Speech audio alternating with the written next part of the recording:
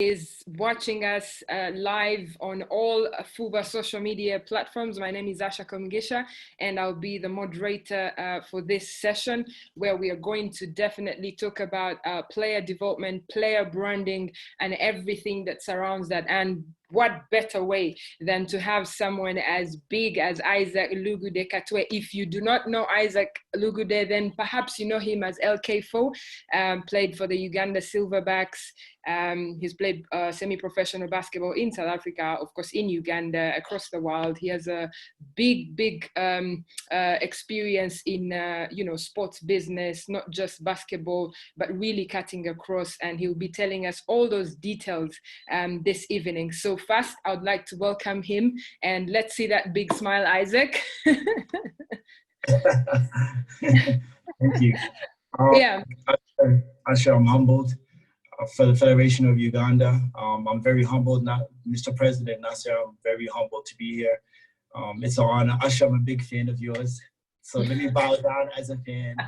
That has witnessed your journey to where you are right now. I'm very humbled to just even be in this platform. And God is great. And I pray everybody's safe, man. Consider the time that we're in today. Right. So we'll just get, into it. Let's talk about player development. What exactly is player development? You've been through all of this, you've graduated. And when I say graduated, I don't necessarily mean that you've left playing basketball, but you've gone through the entire process from the fundamentals, the foundation. Just take us through what exactly is player development. Well, before someone gets into understanding what player development is, they must know what a player is. Someone that is taking part in a sport, whether it's basketball or whatever. And development is a process to development. So player development is the journey that someone will take for them to be what their ideal goal is. And their ideal goal is, if you're playing basketball, we watch sports, we watch the NBA, for example, and everybody's journey and goal is to be in the NBA. That's what they want to be.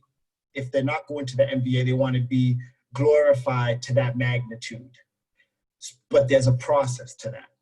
And this is the discussion that we are going to have, which is the process to become that magnitude or that player where people can pay homage to who you are, and where you can also benefit from that homage. Mm-hmm. And how do you, first of all, where do you start? Let's just go back to how are we introduced to basketball? Because when you look at a setup like Uganda and so many other African countries, we get to learn basketball from schools, because we don't necessarily have community courts. That's sort of like a privilege, from where we're coming from. But we're talking about how do you set up, how do you start in schools, and then how do you move on up the ladder? You see, and this is something that I had a discussion with Nasser. Uganda, believe it or not, is in a very privileged situation where they are one of the fastest developing basketball countries in Africa. And I say that to say you have a lot of schools now that is becoming a prerequisite to put up a basketball hoop, with a lot of grassroots programs that are there, such as hoops and so forth, as well as everything that the Federation is doing. They're placing a lot of hoops as a prerequisite for them, for the sports sector. But becoming a basketball player first it's a psychological thing. Sports is more psychological than it is physical, especially when it comes to basketball. To becoming a player and to embark in that vision of being a professional basketball player, you must first have the vision in your mind. It says that thought shapes circumstances. When you shape in your mind that you want to be a pro basketball player, you want to be a basketball player, you will condition your environment, and you will put your environment to be conducive to developing that which you want for the end goal of your life and your journey. So you'll find courts, in Uganda, whether you like it or not. If I'm gonna go to Muyenga, if I live in Kampala, if I live in Ntinda, I'm gonna make sure I grab a boda to go play pickup ball in Muyenga, Wandegea. Doesn't matter where it is, because my mentality and my journey to make sure I become a player is consistent with what I want to do. So hook or crook, where there's a door, there's a way. Where there's a window, there's a way. No matter what, I'm going to make it happen to become a player. So then what helps, what should the federation, for example, what should FUBA do to put in place in a more intentional way as a process to help players develop, you know, through that entire process? What should the federation do? What is the role of the government? What is the individual's role as they try to develop as a player? You see, now, this is also a discussion. I think this will lead to the next question, that the next topic we'll get into. How society and everybody sees the sport is based off the most important resource and the most important attribute of that sport, which is the player. You are a representation of the federation. You're the representation of the sport. You're the representation of little kids, whether boys or girls, dream in regards to that sport. So how that manifests itself and how your voice is heard, then that dictates a lot. I think the federation is already doing a great job. Of course, there's room for improvement for everything. That's the biggest room, the room for improvement for everything. However, the federation must link up with a lot of various communities, schools, churches. Like, I'll give you an example. When I first started, when I came to Uganda and I would play ball, there was the church in Ntinda that has the basketball hoop and court. Yeah, VCC. Absolutely. Yeah, very city church, yeah. I don't know if it's there anymore, but we'll go there and go play ball. We'll go there and go play ball when I first, this is 2010, 2011. We'll go there and go play ball. You know, so I think having a synergy, a sense of synergy, and being very in tune with the community to put a hoop, because having a hoop there allows kids to have another form of an outlet. And this is what makes a lot of the developing countries very unique from other countries. You see, like the Western world, we have outlets. You know, there's social injustices, financial insecurities and equality when it comes to communities based off ethnicity, your ethnic. So there will be outlets, which is there's a basketball court, there's a football field, and so forth, where kids will express that anger or that outrage. It'll be manifested on the court. So if communities become one and engage with each other, with federations, they could provide an outlet for those youths who, I don't have enough money to make sure that I can do this and that, or my family don't. But one thing I know I could do is I can stimulate my mind, which brings me joy and happiness, by playing basketball right down the street at the local church. And I can be like, you know what, this is my goal. This is going to be my out to get out my community. And this is the stories that NBA players and so many other people in various sports sectors always echo, that this was my outlet for me to get out of my community, because my community was impoverished. My community has so many disadvantages for those that are just so-called disenfranchised. And I was able to manifest that on the basketball court, and that was my motivation, my drive to get out the community. So working with the community and finding outlets and find physical structures to get a hoop that could be put up at the place where people can come play basketball, that's the first start.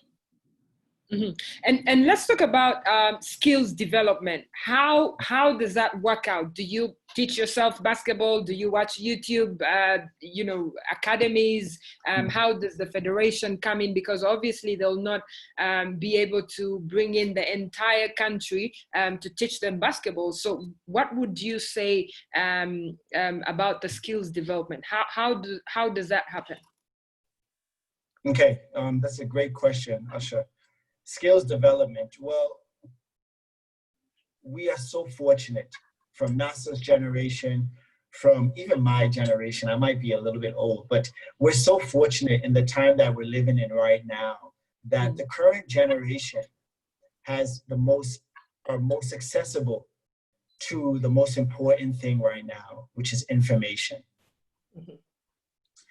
You have access to data. Mm-hmm. Social media.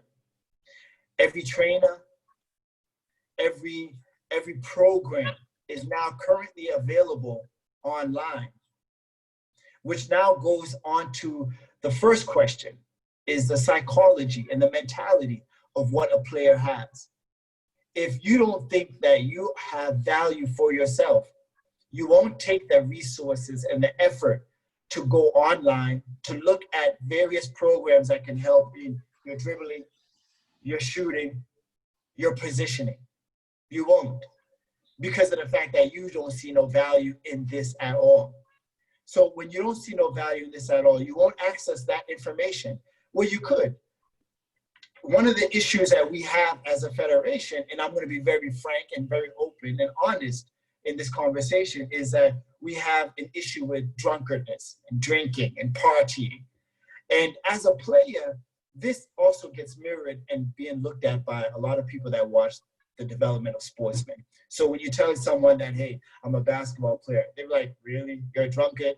You play basketball? It doesn't have value. So the person that has the most value is the individual, as a player. So we have it's our job and obligation as former players and players to change that narrative. So you have alcohol that's about 3.5 shillings as in terms of to buy a beer. Normally people go out, they drink alcohol, they spend more than 30,000 shillings in terms of drinking.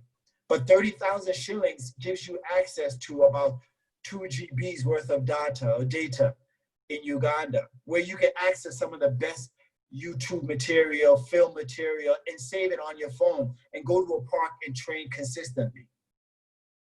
So right.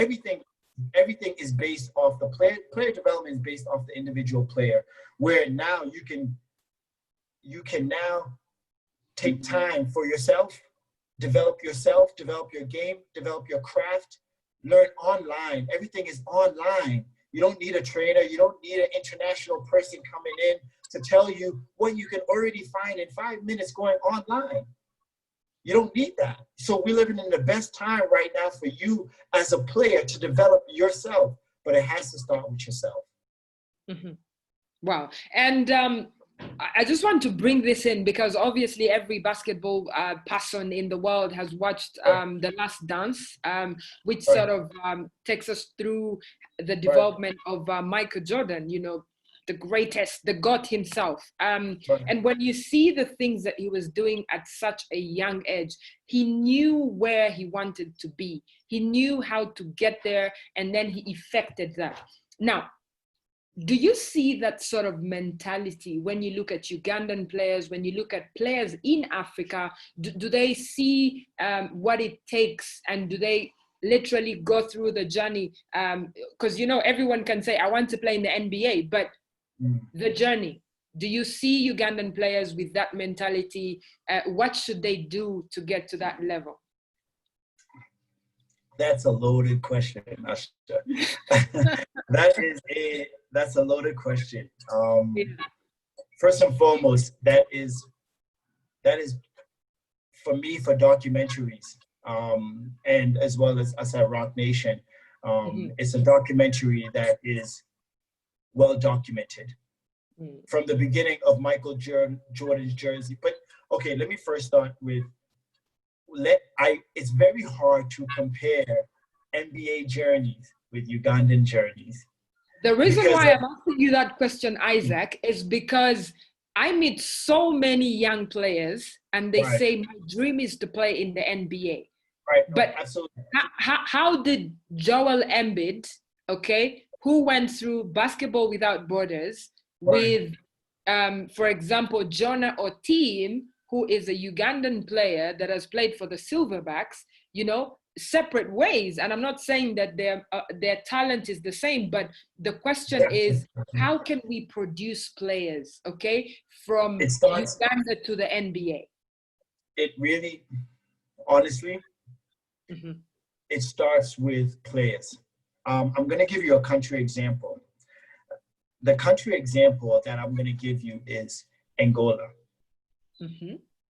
Reason why I'm giving you Angola as an example is because Angola is a country that not only did it have government influence in the development of the sport, but individuals took the seriousness and the serious steps and understood the process of the development of the sport.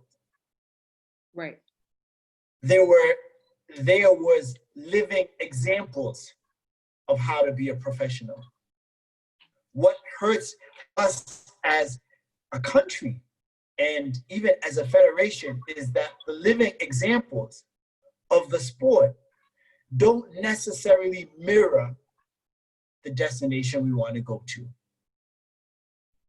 We have, and this is not taking any shots to any players, but we have the journey and the story of Mr. Norman Bleak, someone that worked hard, someone that played basketball, someone that played in Qatar, someone that was 6'7" guard, 6'8" guard, when in Africa, at that time, having a guard in Africa was very rare.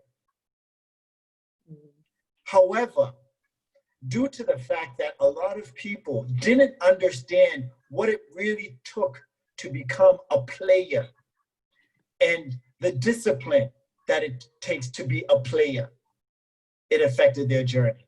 And this is the beauty of The Last Dance, which you refer to, where Michael Jordan showed the discipline, the hardship he had to endure, the day-to-day. Like, this is, man, if you want to be a basketball player, man, then you have to be a basketball player. There is no part-time. There isn't. If you want to be a professional basketball player, if this is your journey, there's no part-time. You have to be serious. The only things that should matter for you is the sport, your family, and your God. That's it. You have to take it serious. There is no friends. There is no, your friends and your environment should feed everything that you want to do. If I know Usher wants to play WNBA, Usher, you want to go out? Nah, Usher, let's work out. I'll film you so that after you're done training, you can look at where you need to work, what you need to improve, what you need to succeed. You see, your environment will dictate your future. And this is the reason why a lot of us as professional basketball players that were in Uganda and so forth never really made it to where we really wanted to make it. But Isaac, I want to ask you something. And yes, I know that you were trying to go away from, you know, the Last Dance and the NBA because, okay, that's that side and we are here. Right. But I want to ask you from a Ugandan context. Here is a teenager going to school. He loves basketball. Obviously, he gets to play in the evenings. And then maybe he'll get into university as, let's say, a student athlete. Okay. But then you have a scenario where in Uganda, you have to work to pay your bills. And then there's this journey of going to the NBA.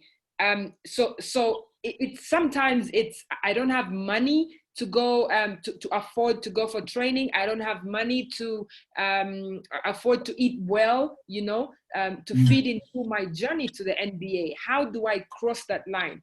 You know, what would your advice be?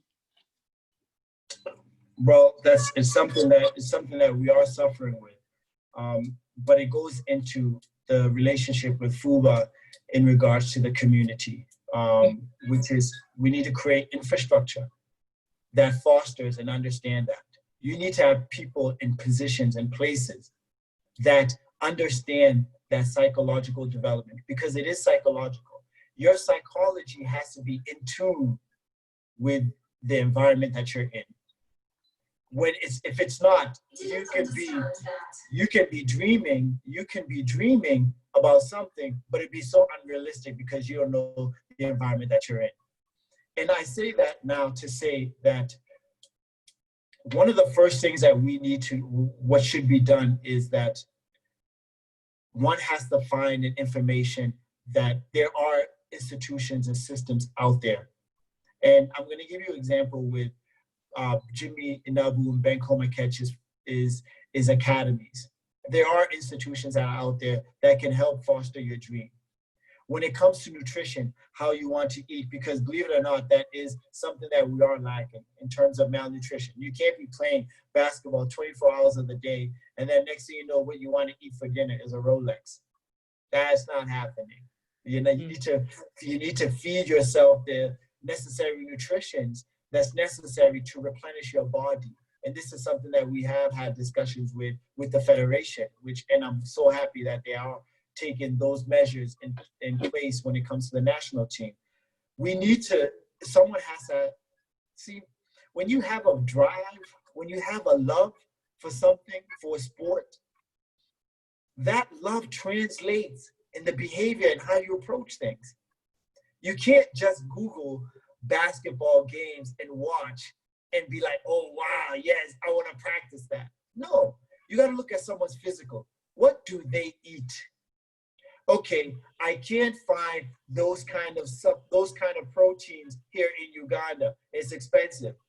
What are the substitutes for that? Right. See, we're living in a time where, you know, Uganda is one of the highest social media driven countries in Africa. Mm-hmm. So right. In fact, it's cheaper accessing social media and data than it is in South Africa. It's expensive. So there's an advantage. You're young, rather than you being on WhatsApp talking about God knows what, you take also that same energy in finding out what's necessary and what's good for me to eat. That's equivalent for me to gain weight, to help rebuild my muscles, to help replenish my body with the necessary vitamins that's needed, so that tomorrow morning when I wake up, I'm not fatigued, I'm not tired, I'm not drained, but I'm back strong and I'm on energy 100. Mm-hmm.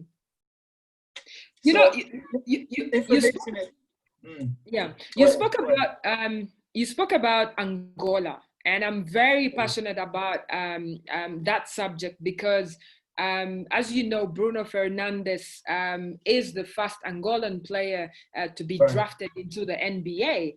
And I followed him for the last 5 years, and I know exactly what he went through to get to the NBA. You know, watching him at the under 16, under 18 in Kigali in 2016. And he's played against a couple of our players here. And namely, really, Matthew Ocheng, who was the best, he had the best efficiency at that tournament. But when I look at Matthew Ocheng right now, and I look at Bruno Fernandes, they're totally gone in different directions. And yes, and I just want to go back to the structure, the way that Angola has done the things that they've done with the government support, but also the federation. In this case, what do you think FUBA can do, okay, to be part of this journey, to intentionally be part of the journey? And when I say that, obviously basketball is not the #1 sport in Uganda, like you would say in Angola, but in small ways, should they get a group of players and put them together and say, this is our future in the next 5 years, can we fund this project? What should they do to start, helping these kids who want to play in the NBA and realistically have a chance? I'm going to say something right now. In my position at Rock Nation, I'm going to say something right now, which probably will put NASA in a very complicated or very situation. But I hope it doesn't end the Zoom call, though. It honestly starts with us.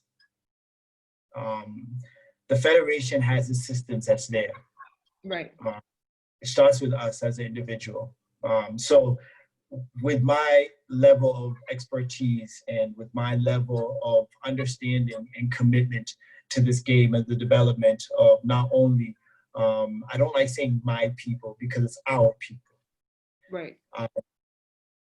I personally will commit to make sure that I can create an annual event where I can help inspire the federation, the players in the federation, both male and female, so that they can learn and understand the system. the reason why a lot of these programs have been very successful in countries such as Angola, Senegal, Nigeria, is because players such as myself, former players, people that have reached a certain pinnacle in the industry and the business of the sport, always give back. Right. So to answer your question, what we can do starting from now, and my commitment to the Federation of Uganda, is to make sure all the resources that are also behind me, is to make sure that we create an annual program for FUBA, for the Federation, to make sure that there is not only a one-on-one and a sort of basketball without border-esque type of environment to help develop those that are interested to further in their career. But not everybody's going to make it. Not everyone's going to make it to the NBA, but you can develop the life skills. You can develop the relationships to understand and take those principles into your own daily living, into your own daily lives. So I'll commit to that. That is what's needed. That is what's needed right now. We need players that have been there, done that, to give back. Right. And when you say to give back, and you know, you've continuously talked about it's about us. And when you say us, you mean it's about the players, yeah? Right. How do you help individual players at a very young age to understand that they have to pay the price? They have to trust the process for them to make it all the way to the top. It may also not necessarily be the NBA, but it could be playing at the highest level. It could be playing in the top European leagues. It also could be playing for the national team. How do we get there? How do you get them to understand the process? Because when you look at our system in Uganda, it's sort of like people understand what they need to do at 25. You know, at 25, you already have, you know, players like Anthony Davis. He was on Team USA, you know, at the London 2012 Olympics, and he was not even in the NBA. So that's the kind of energy that I'm talking about. How do we get them to understand that? Well, everything always starts with creating a platform of information. And when you create a platform of information where that information can get dispensed to those that are on the ground, that's where it starts. You know what's very key. What a lot of people don't realize is that the NBA has a lot of school programs that are connected and in conjunction with the NBA, whether through its programs, NBA Care, NBA Schools. It has a lot of programs. So I'm not too sure if FUBA has those kind of programs where they develop those kind of structures in place where now schools that have field trips, in your field trip, you get a chance. Let's just say, for instance, name a school for me. Yeah, maybe. Or you can even say Crane High, Chibuli, the more traditional one. Yeah. Crane High now has an option of there's a big game, City Oil versus Power. Before that City Oil versus Power game, Crane High goes into the locker room, talks with the players, get to see the players. This is 2 hours before the game. Watch the players, get inspired, hear them. See, the NBA has programs that do that consistently. It gives you live access. It gives you access and engagement with the federation as well as with the high schools. When you allow those kind of engagements, players get a window, an opportunity to be like, you know what? Okay. I understand. I see. I'm learning. Oh, wow. Is that how it is? So now I get motivated. And when you have Crane, now you have, these are the parents. And this also is twofold. So now the parents of these individuals, you don't know who they are. This parent now is the head of MTN, or this parent now is at Airtel or one of the telecommunications company or so forth. And they're like, oh my God, we have a school trip to the game to watch the game. Now the parents come because they want to see their child and everything, and they see the game. And now you have an investment you have a pipeline of communication that's happening vicariously through the youth. Right. If you connect social media, schools, and the infrastructure that is with the federation, you create now a pipeline of information flowing, learning. I can access this. Oh, hey, I want to find out what Jimmy and El was doing. Let me see social media. Hey, Jimmy and El was live on Fuba. To find out now you want to do this, that, and so forth. You know, it's a pipeline of flow of information. There's a saying, it's called each one, teach one. Right. Right. So you're talking about the ability of the players that are already in the system, you know, in the NBL, the National Basketball League, getting in touch with these young kids so for them to get this whole idea about what it is like to be there. Because I would like to know, what does Jimmy Enabu, or what does he do before a game? How does he prepare for a big game? You know, it's game 6, the series are tied 3-3, and you know what's going to happen in game 7. How does he prepare for that? So when you give me access, then I go on to you know, dream and say, I want to be like that. I want to be in a scenario like that. That's okay. So I just want to also just real quick. Yeah. Let me just touch on that. I'm not too sure if FUBA has a media house, its own media. If not, FUBA should create, the federation should create a media house which contractually obligates every team for them to create content for individuals on that team or the team itself. So now this content is accessible on various platforms. That right there starts a window for them to see, like, oh wow. Just like how the NBA creates its own media content where it's like, hey, we're live before the game. And now the NBA is showing you people walking through the stadium with the swag, with the style, people going into the locker room, the laughing and everything, the game preparation, the shoot around that's happening early in the morning and afternoon. This content should be available for everybody. Because when you're a young kid and you're watching that and you're hearing the anthem before the NBA game, you're motivated, which is, if you saw in the, now going back to your documentary about The Last Dance, that's like the anthem for, like, you grew up growing like, oh my gosh, like this, like your heart starts beating fast. Be like, you know what? You're going on the court shooting, you're like because that you're conditioning your mind, seeing that repetitively. Right. I hear you. So I just want you to touch on you know, something that I'm going to ask you. There's a lot of stuff happening across the world, you know. Right now everyone is excited. Oh, football is going to come back. The Premier League, the Bundesliga has been on. La Liga just came back earlier this weekend. Today Messi is playing, and then you have the NBA. So there's so many things that are happening across the world in terms of sports, but also music and what other people really like. Where exactly does Ugandan basketball, where does the NBL fit into this whole news cycle? Because we're talking about so many things happening across the world. Black Lives Matter, everything else that's happening, you know, George Floyd, like really there's so much happening. Where does NBL get the attention? You know, like where does that fit into the entire cycle of things? Well, before we go into the depth of that, we are living in a very, very serious time, a time of uncertainty, a time of injustice, and a time where people now have the ultimate choice to create either a heaven for themselves or a hell for themselves. And proper preparation prevents poor performances.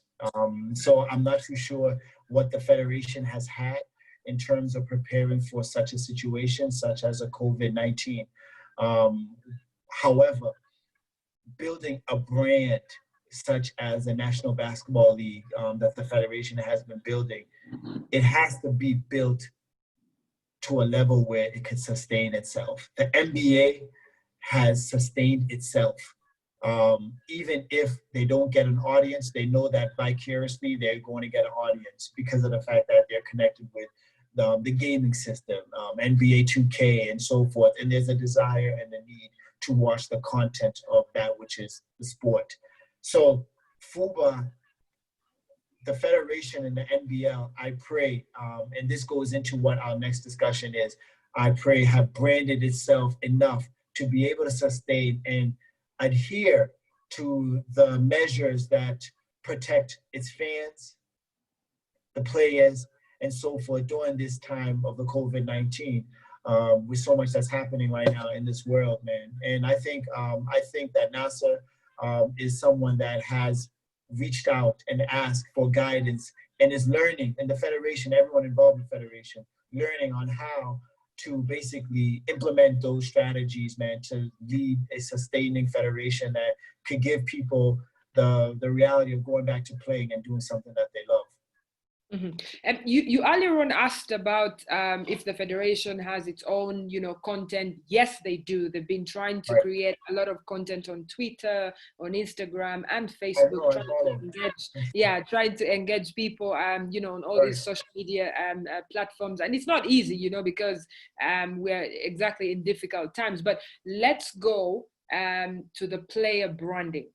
Okay, it's very easy for people out there to say, oh, FUBA, the federation, their government, this and that and that. But let's talk about the players. What is their role? How can they move their own brands? How can they develop what they have on court and take it off court and still benefit from it? Actually, this is the perfect timing in a pandemic like this, where we are in a lockdown and people are not making money.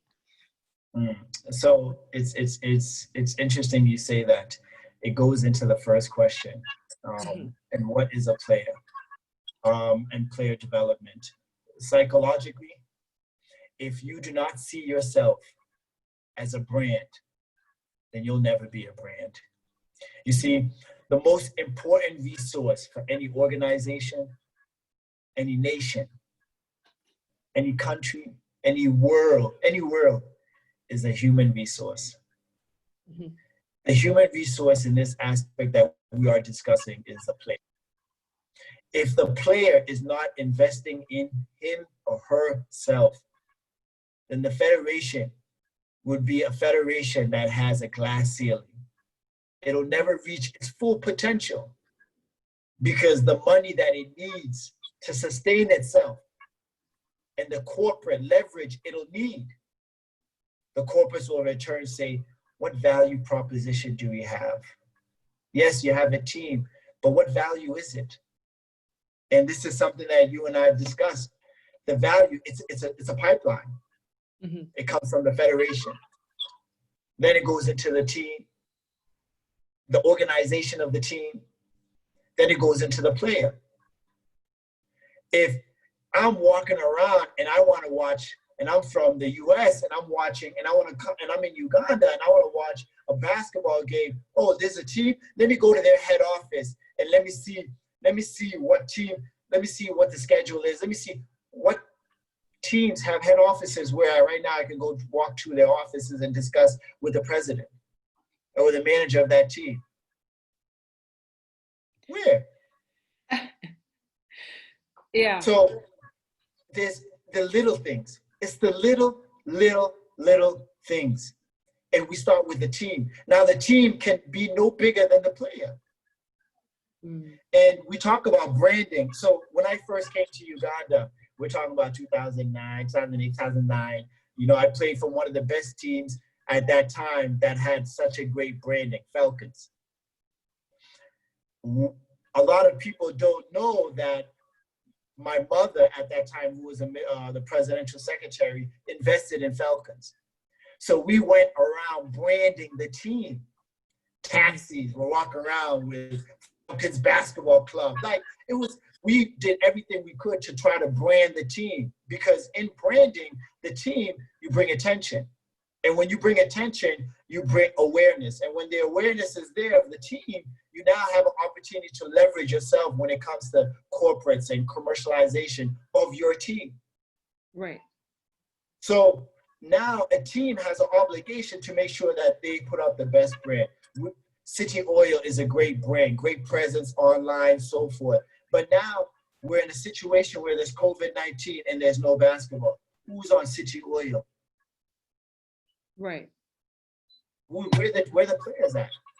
Players are not, and this is a perfect time where what you want from the federation, you got to want for yourself. Mm-hmm. The federation, they're not putting us out there. We're not playing the best. We're not playing the best. We need to be in leagues. We need to be in Olympic qualifiers, this and that and so forth. You go to Olympic qualifiers, you're playing with someone that is a point guard that is on a billboard for a communications company. He has all the ego, the arrogance. When he gets on court with you, it's a different story because psychologically, he branded himself in his country to know that when I'm playing against you, you're a nobody. I have the whole weight of my country behind me because I have a brand behind me. And this is something that has always plagued, unfortunately, Uganda, and why we've always had a glass ceiling when it comes to players. And this is such an in-depth conversation. And I think it's probably the most important conversation because when a player does not know how to leverage himself and his brand, he does himself a disservice. He does the federation a disservice. He does his team a disservice. So now you become very expendable. Yeah. Now whether we want you or not, you're wondering why the team is like, yo, man, you have no value proposition for the team and the club. Because at the end of the day, sports on its highest level, it is a business. You're not going to be, and I had a saying going back in the days talking with my various friends, Ekong and Peter and Douglas. And I would tell them like, okay, you want to be a Lugogo All-Star, but then what? Then what? Okay, you're a Lugogo All-Star. Okay, then? Mm-hmm. Right. So branding, it starts first with the individual. Do you see yourself as a brand? So what I want to ask you is, I mean, you've been in the thick of things, at YMCA, at Lugogo, like the fans are there screaming your name, screaming the name of the team you're playing for and cheering and all of that, okay? So we have the talent, it's on court, we have the fans in plenty. And by the way, I must say authoritatively that Uganda has, I think, among the top 3 best leagues in terms of fans attending the games every week, whether it's regular season or not. I've seen some of the leagues in Africa and I'm thinking, wow, really? You can't even make 50 fans in a game every week? And it's, how do you now transition from being that kind of player to branding yourself? Like, yes, you're good on court, but how do you build that from being good on court to now branding yourself off the court and earning from it? How do you do that? So, and thank you for that question. And it's such a very serious question. I think probably the most serious of all questions. Mm-hmm. Let me just give a window, a peek into my journey. So when I first came, I played with Powell. I played with Falcons, and I started branding the Falcons logo. I lost the championship. And I loved the branding that was starting to take place with Power Basketball Club, and I left I left Falcons and went to join Power. Mm-hmm. And I started branding the club because I seen value. Not only did I see value in myself, but I seen value in the club. Many people will remember that I branded and financed the club with my company at that time, which was called Royal Pitbulls. I had a pitbull company where I now branded the club, and then we came out of games leading the charge with my pitbulls into the stadium. Right. And I honestly, and this is something that I tell NASA, like, the Federation of Uganda has the best federation when it comes to the National Basketball League in terms of the fan base, the systems, where I can buy my ticket in the app and just scan through. We're here in South Africa. We'd be lucky to even have 100 fans at a stadium. But yet we're on SuperSport. We're on every platform. It does so much for a player in terms of excitement and the thrill. That's why you can have someone that's like 45 years old want to still play in the National Basketball League because it's such an adrenaline run, a rush. It's beautiful. There's no joy than having thousands of people screaming your name and excitement and newspapers and media interviews after. Like for me personally, for my ego, I knew myself. I was like, I'm a brand. And I have to customize myself as that. So I then partnered up with one of my good mentors and best friends, Cedric Babu, and we created Kinetic Management Group, and then we created FNL. And FNL, we created a system where we united government officials, corporates, racing fans to have the experience that professional players have. And in that experience, we now started making it an entertainment thing. And I created logos. I had all of my memorabilia, LK4, LK4, LK4. I had all the socialites wearing LK4, LK4. So I started branding myself because I see myself as a brand. So a player has to see themselves as a brand, and they have to utilize one of the most powerfulest tool there is, which is social media. Right. And when you make yourself a brand, you have to just be authentic and be yourself. What people love about you on the court, people love if they have a window to see what it is off the court. You share your life, share what's happening to a degree. You don't always want to overly expose yourself, but to a degree. You start sharing your story. You start going on Twitter. You know, a lot of people used to laugh at me. They'd be like, this isn't social media. This isn't social media. But it was that branding that led me to become on the biggest platform there is on TV in the world, which is Big Brother, the reality show. And I became the first professional basketball player of all Big Brothers in the world to be on that reality show. So now I leverage and I start name dropping Power Basketball Team. What's Power Basketball Team? What's Power? What's Uganda Basketball? You know, so I already knew what I was doing, but a lot of people didn't know. They're like, why you want to be a celebrity? No. I had to leverage my brand so that I'll give you an example. In the time that we're living in right now, where right now in COVID-19, we're in lockdown. You can't play basketball. You're not getting a salary right now because there's no basketball. Right. Where else are you making your money? Do you not have any corporate relationship?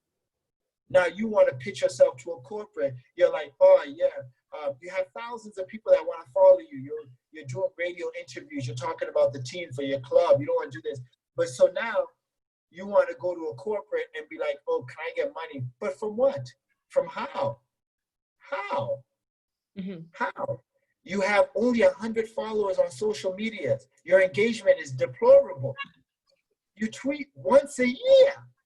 You put up a picture once a month. How, as a corporate, how do I give you money to represent my brand, my entity? And you're the vehicle to that. What leverage will I get?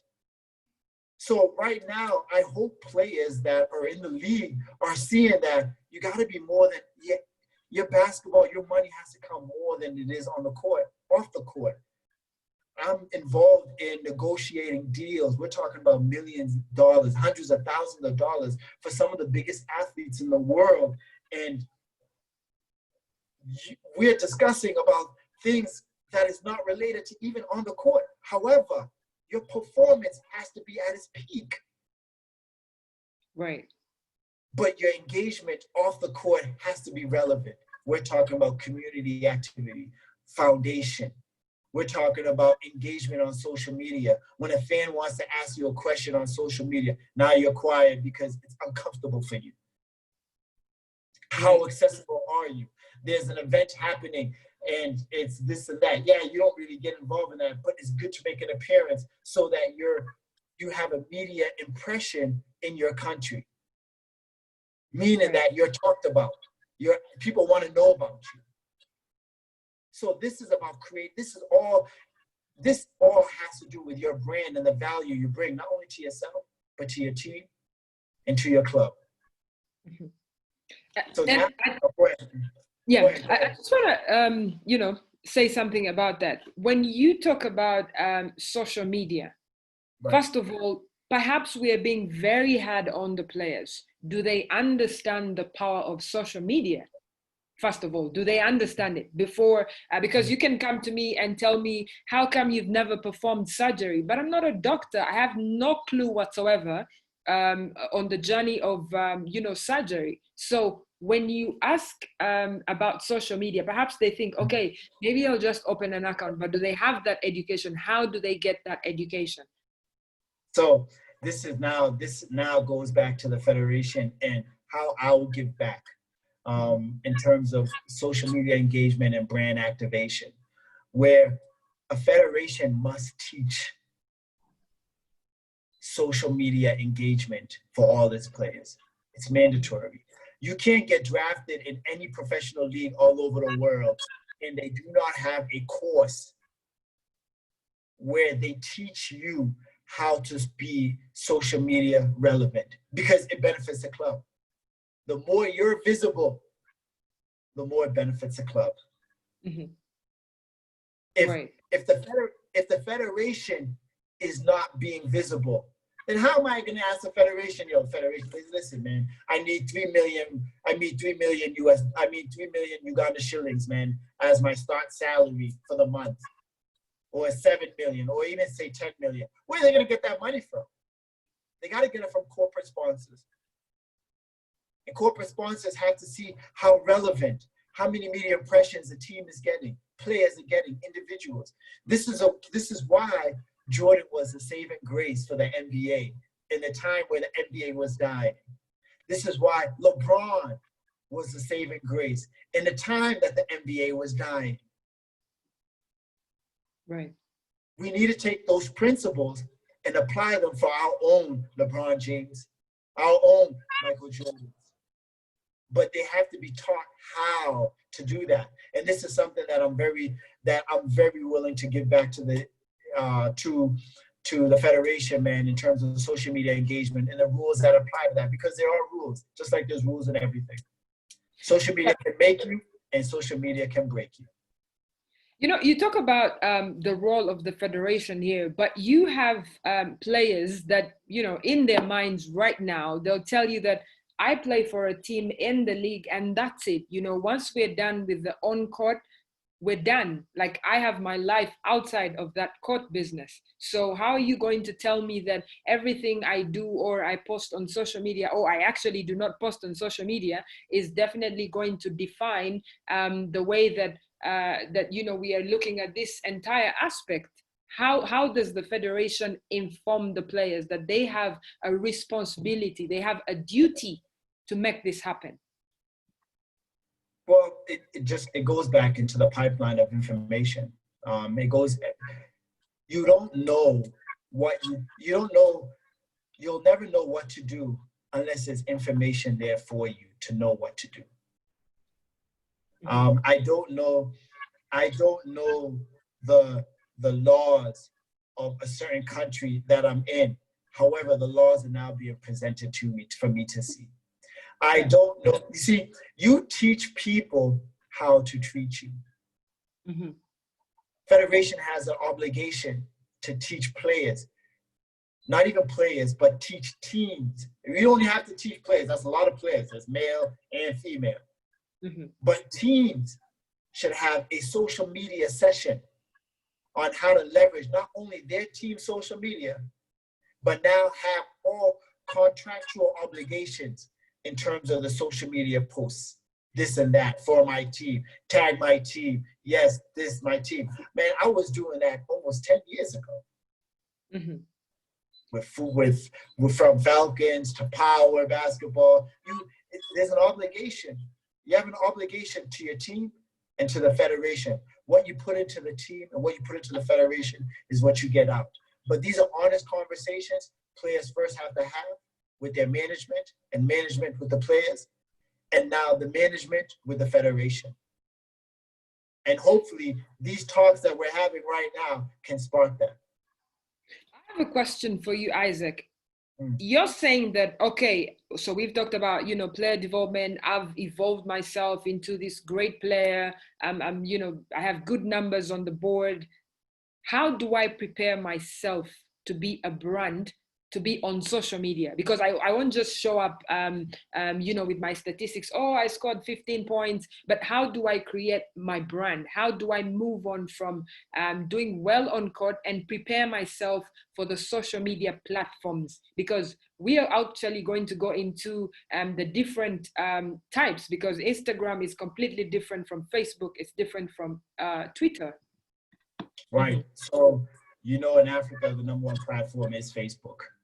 Everybody's trying to catch up to Facebook, but the most engaged platform you see is Twitter. Then you have Twitter, then you have Instagram for what people want to see. You first have to have a story. Your story will dictate who you want the world to see and who you want the world to know about, or what the world to know about you. So just giving you basic principles. What I used to do before my games, right? Let me just tell you, in terms of my following, before my games, if I knew I had a big game, I had all my border driving. So I'll get my salary, and some of the salary, I'll be very frugal of my salary. I'll allocate a certain amount of funds to my borders. What I would do with those borders is I would have them wearing my name and my handle on social media on their t-shirts. So even if they don't drive me, they're driving someone. What is this you're wearing on your shirt? Now they'll go look on that shirt and who that person is. Or they'll take people to a stage and they'll be like, hey, listen, I would like you to come to a game, watch this game happening. And I'll be like, I'll give them enough money and I'll give them a cut of every person they'll bring to that game. Wow. So it's all about investing. It's all about investing in your brand and so forth, man. And a lot of people be like, yeah, most of us don't have the resources. You'll be surprised how much money we spend on women, booze, irrelevant things that don't benefit us at the end goal, as the end result. You'd be surprised if a basketball player is very realistic with himself. He will go into his own budgeting and find out how much he spends on other things. Now he'll put that in comparison to how much is it to do for instance, a social media brand, what they call promotion. You're paying now less than $1 for a promotion where you don't even have to do it. You don't even have to do it yourself. The platform will push out to various people who don't know you to have access to your content. Mm-hmm. So those are real conversations that basketball players have to have with themselves, both male and female. And I just want to ask you, when you talk about content, we have to delve into the content creation itself. That's a whole other discussion, Yes, you're playing, but what content are you preparing for your fans? How are you creating it? What is going to be the consistency? And then it takes me back to the discipline that you talked about. So now you're asking this player to be consistent on the court and off the court. Now, do they need a manager? Do they need someone to do all of this for them? Because now you're saying they need to put in more hours to play basketball, to train, you know, to travel and go to games. And now they have to create content. Is it effortless, or do they need someone to manage their social media? To have someone to manage your social media could be very expensive. Right. Now we're talking about a professional, someone that is a subject matter expert. So that could be very expensive. However, it goes back to what I said. We're living in a time where there's so much information online. You see, your friends will give you a glimpse of where your future is going to go. If your friends and your people aren't adding value to you, you got to reevaluate who your friends are. You got to reevaluate who your friends are, because it's the simple things. First of all, you got to share your story.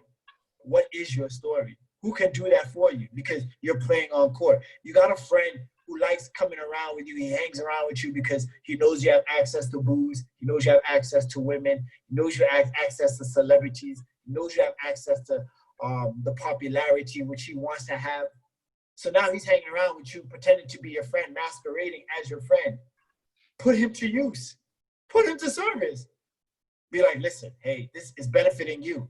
I want you to start taking pictures of me. These are little things I was having with my friends, the Douglases and everything like that.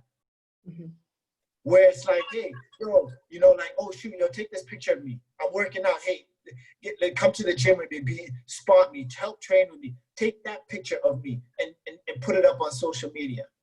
Right. So you'd have to have, you share your story. You'll have post-related content. You'll have to connect with your followers. There's a connectivity. You have to follow your supporters and your sponsors, people who you want to reach and engage with. You'll start tagging them. Be involved in brand interaction, interacting with certain brands. And do product giveaways and post photos. There's so many things that people can help develop their brand and so forth, especially with that. But the most important is you have to have your circle be around you. Everyone that wants to sit on this table, you want to sit on my table? If you want to sit on my table, then you have to add value to that on my table. Like, you're not just gonna sit here and it's a sad reality, but we have living proof of that every day with people that have been, let's look at, Usher, just give me a name of someone who is considered a big brand. In fact, I'll give you a name. You look at Jimmy Nabu. He's arguably one of the best all-time basketball players. Just tell me one big corporate. Mind you, there's over 300 international corporate companies in Uganda. Jimmy Nabu's played on the national team. He's won championships with me. He's done everywhere. But the moment his father tells his father that he wants to continue playing basketball, he sees no value. The dad says, no, I see no value in it. Because what we put in the game, we didn't know how to make it financial sense for ourselves. The know-how is not taught. A lot of federations in the world globally create platforms where they teach players how to commercial and create yourself as a brand, where it could be financially rewarding to yourselves, to your family. You tell someone in Uganda you play professional basketball, they'd be like, Banange, you playing basketball? There's no money, what are you doing? But that's because of the fact that we have living proof of players who never commercialize those opportunities of being in newspapers and things like that. But this is not just an epidemic for basketball players, it's even for football players. And rugby players. Go ahead. Right. So when we talk about player branding, so far we've talked about social media, Facebook, Instagram, Twitter, but is it just about social media? What else is involved in player branding? It's not just about social media. It's how you are off the court. Everybody knows that. I've been dragged through the social media in Uganda, newspapers, off the court stuff. And like it's not a mystery. It has, but I've never let an opportunity go to waste. I leverage that for myself. There's no such thing as bad PR, as they say. So you have to be very careful in how you handle yourself, how you associate yourself, who you're with, where you are. You have to. Your off-court presence is very detrimental and life-giving to your brand. However, you must be relevant. And relevant doesn't necessarily, and I've learned this the hard way, it doesn't necessarily mean drama. It doesn't necessarily mean something that's controversial. It could be something as simple as, hey, I know my boy, I drink with him. Let me just give you an example. I drink with him. What do you do? Oh, shoot, you're a journalist from this and that. From what? Red Pepper. Listen, hey, let me ask, can I have your assistance? I'm going to go somewhere to a foundation. I want to tell my life story. Can you record that? And can you write it down and put it in the media? This is the relationships that people need. Now you just have a newspaper article that's talking about you. So now you pique interest to a lot of corporates. Oh, wow, he's doing this initiative. That is nice. So now you have someone like your boy. You don't have a company, but you have your boy. Hey, listen, man, I have my friend, man, and he would love to be the brand ambassador for your company. You don't have no brand ambassadors. He'll wear your stuff. He'll put this on social media before the games, in the interviews. He'll drop your name drop or so forth. That carries a lot of weight. Companies have budget for this. Right. And we have spoken about all of this and, you know, branding and being a brand ambassador, but right. What is, you know, I need you to speak from a Ugandan context. You know, right. It's easy to say all these things and then it sounds like you're reading from a book or, you know, it has happened in South Africa, but in the right. Ugandan context, how does a player, for example, right now, like Jimmy Enabu, like Ben Komakech, like Stephen Omon, literally benefit from him branding himself right now in 2020? He's got to tell his story. You got to tell your story. Jimmy Enabu has probably one of the best stories in Uganda. He has to create a story. I'm going to give you an example. So I have pictures on my Instagram, right? And I gave my pictorial story on Instagram stories about how I came into when I first came to Africa, when I first came to Uganda, to all the way to where I'm at right now. I gave that whole story. Do you know that story created 1.2 million social media impressions in terms of viewership? Wow. That is how you create a story. You have to create a story. Everybody has, how many pictures do you know that there is of Jimmy Enabu? There's a lot. Yeah. You create now your story. You now have your friends and other people amplify that story on their own social media platforms. I'm very friendly when it comes to social media. When I say very friendly is I like to retweet when someone puts something positive. The Federation puts something, I'll retweet it. Because I'm giving them the amplification and the legs to amplify their brand. You have to create a story. No corporate will care if the story is not relevant. Jimmy has a great story. Ecom has an amazing story. Norman Bleak has an amazing story. Now you package all that story with amplification. Forget even about social media. It's not even about your numbers. It's not about having 30,000, 40,000 followers. It's not. You can have 200 followers on social media, but you have over 400,000 impressions globally across Uganda. Corporate companies actually have companies that study those analytics, those algorithms in terms of, wow, oh my God, it's reaching everywhere. Now they see the value in terms of who you are as an individual because you have shared your story. So now it's like, okay, listen, wow, you've done this and that, you've done your homework. Listen, Now I'll represent your brand for the season, 5 million Uganda shillings. Now, bam, now you don't even have to, you're the court, we're not playing basketball, but you know you're making 5 million because you have this brand that you tweet, you talk about, and so forth. That's how you leverage your brand. Wow.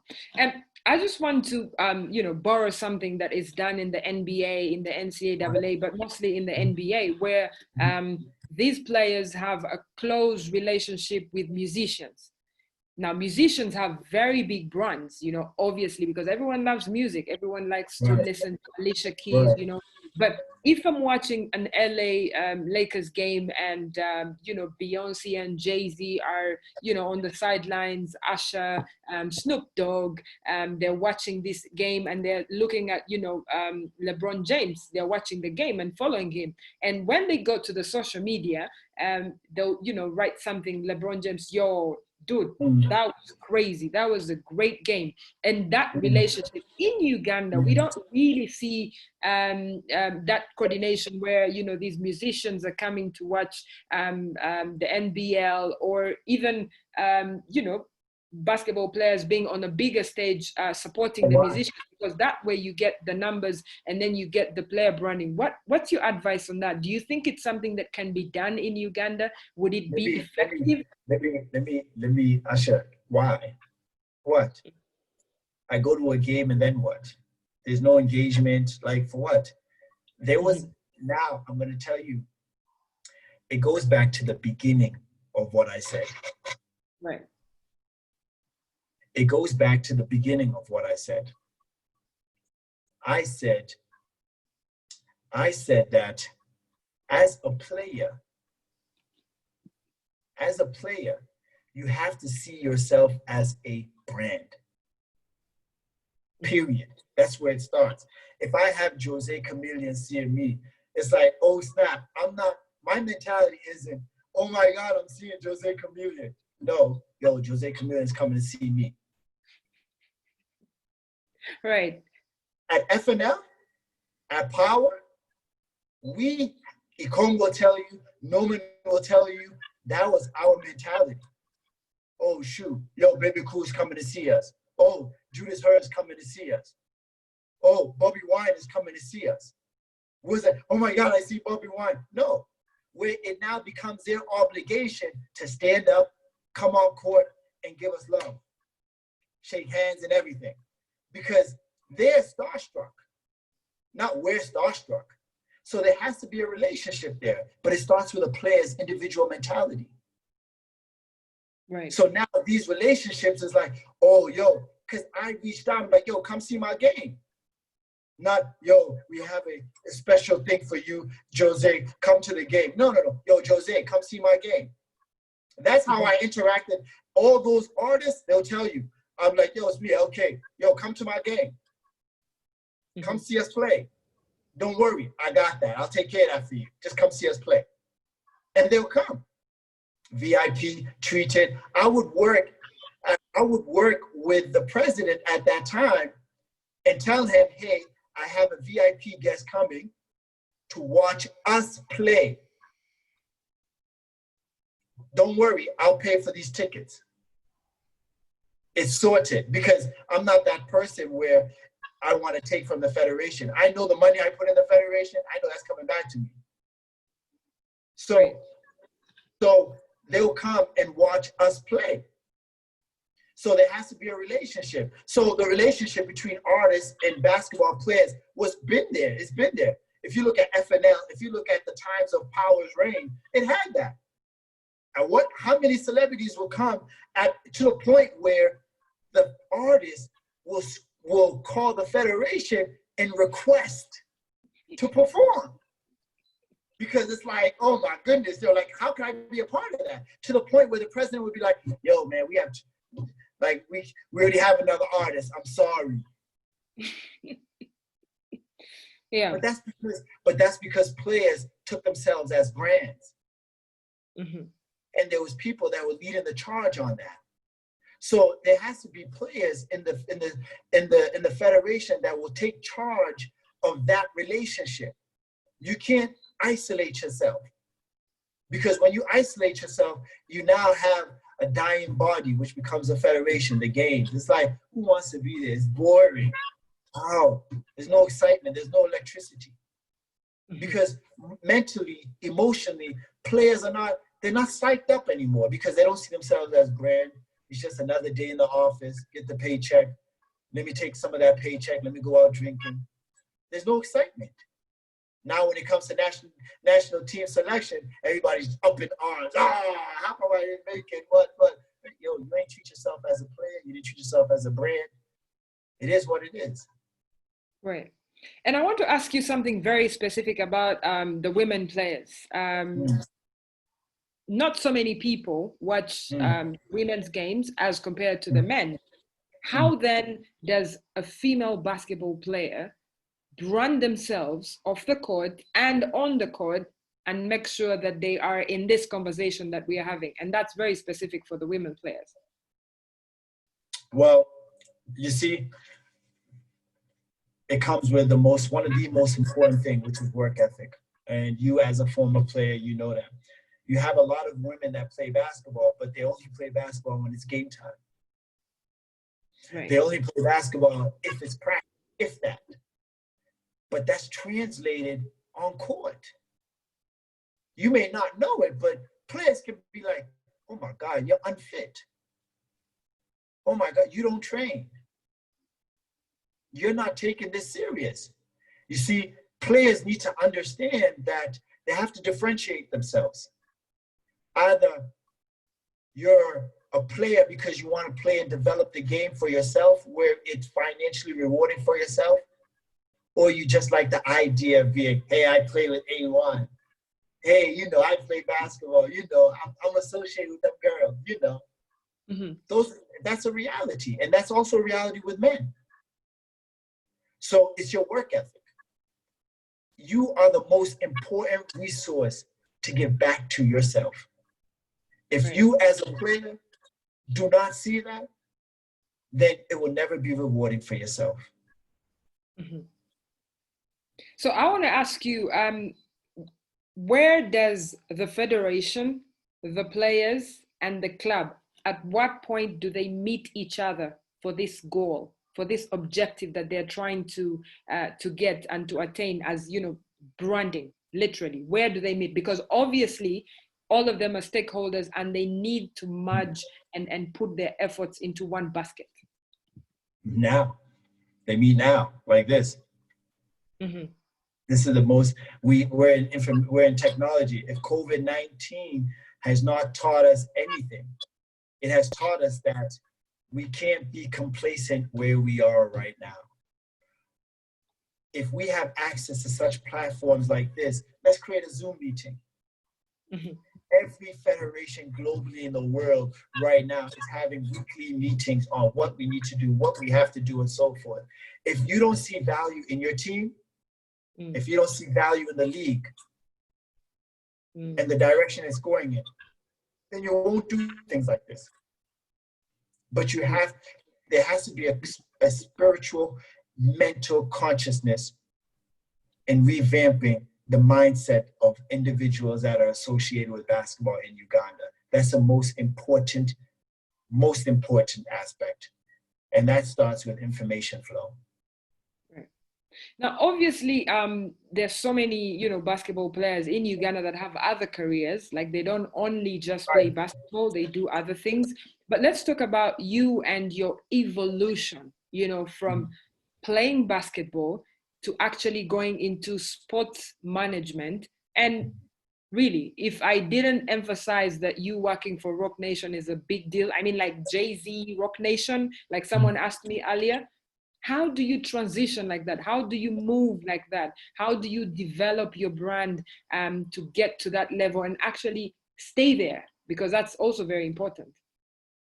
Well, I'll tell you, I read a lot. I spend the majority of my time, I do less TV, and I do more reading. I read continuously.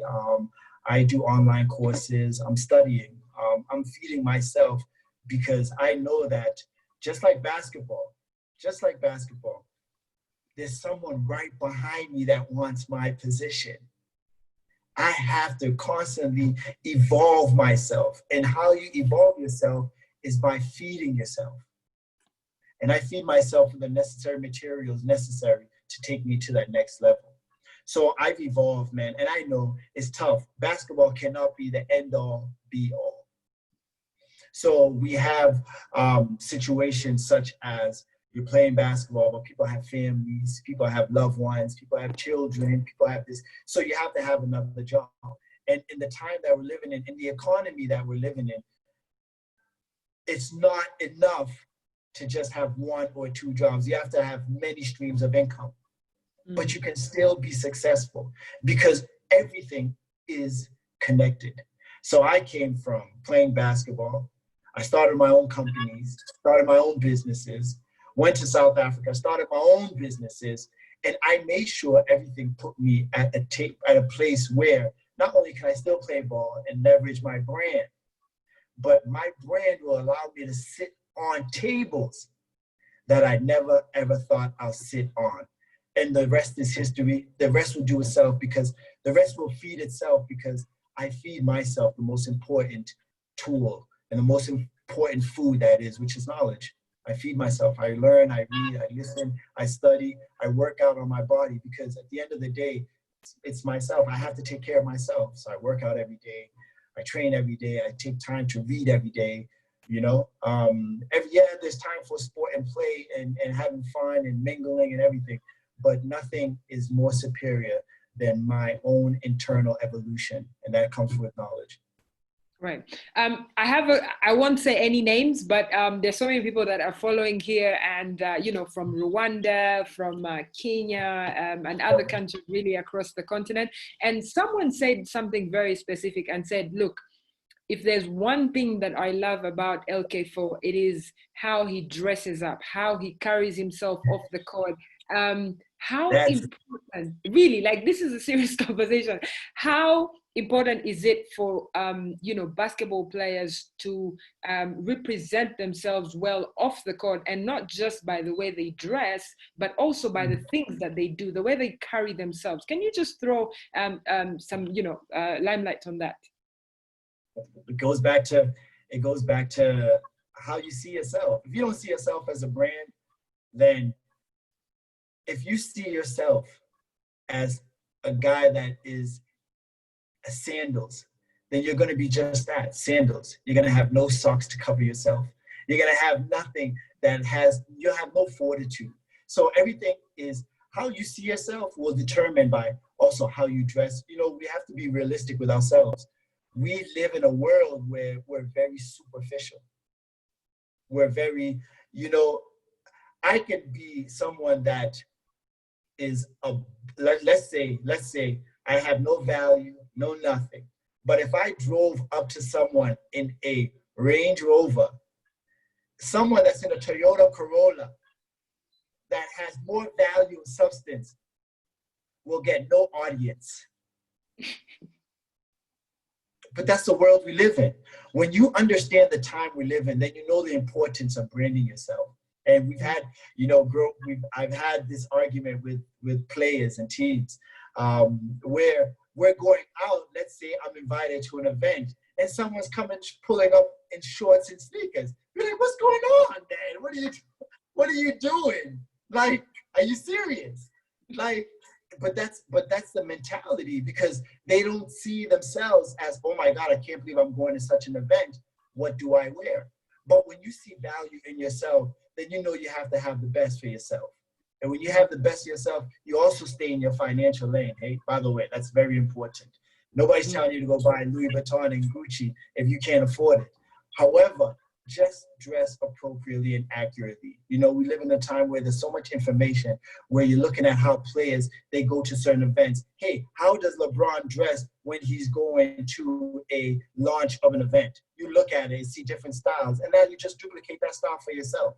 You're not going to see guys wearing sneakers and this and that, unless it's become part of your brand. Like Jay-Z likes wearing sneakers when he wears suits. You know what I mean? He wears the Pumas and so forth and all that. But you have to just brand yourself, man. And we live in a time where there's so much information for that. There's a question from Bob Booger, who is, very, very big basketball enthusiast. And he's asking, whose job is it to brand the player? Is it the player or the club, or is it both? And I know you hinted on this before, but I really want you to be very specific right now. For example, we're talking Jimmy Enabu. Is it his job to brand himself right now, or is it City Oilers' job? And how can we move on from there?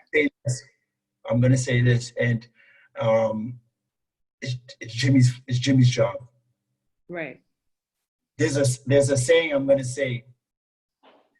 There's no element outside of yourself that can born yourself. Mm-hmm. Nothing outside of yourself can born yourself. You have to do it.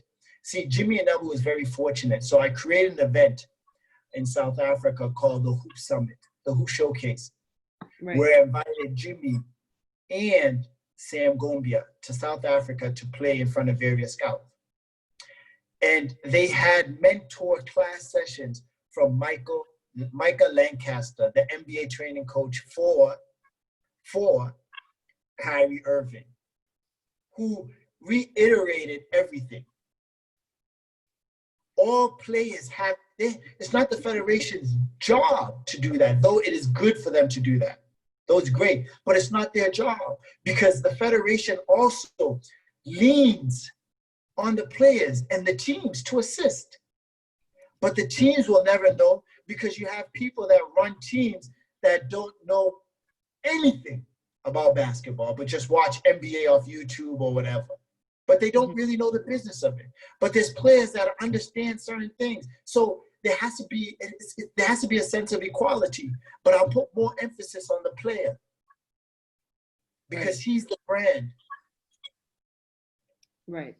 And some people will say that for player development and player branding, it comes down to the economy in which they are. For example, it's easy for example, I'll say in South Africa for the PSL, players that are playing in the top flight football league to get all these deals from the big companies like Mercedes, like Toyota, or whichever other companies are there, because that's how the economy is run. It's easy to access all these companies. The cars are assembled there. You have Puma, Adidas, Nike. Everyone has their roots in Joburg in South Africa.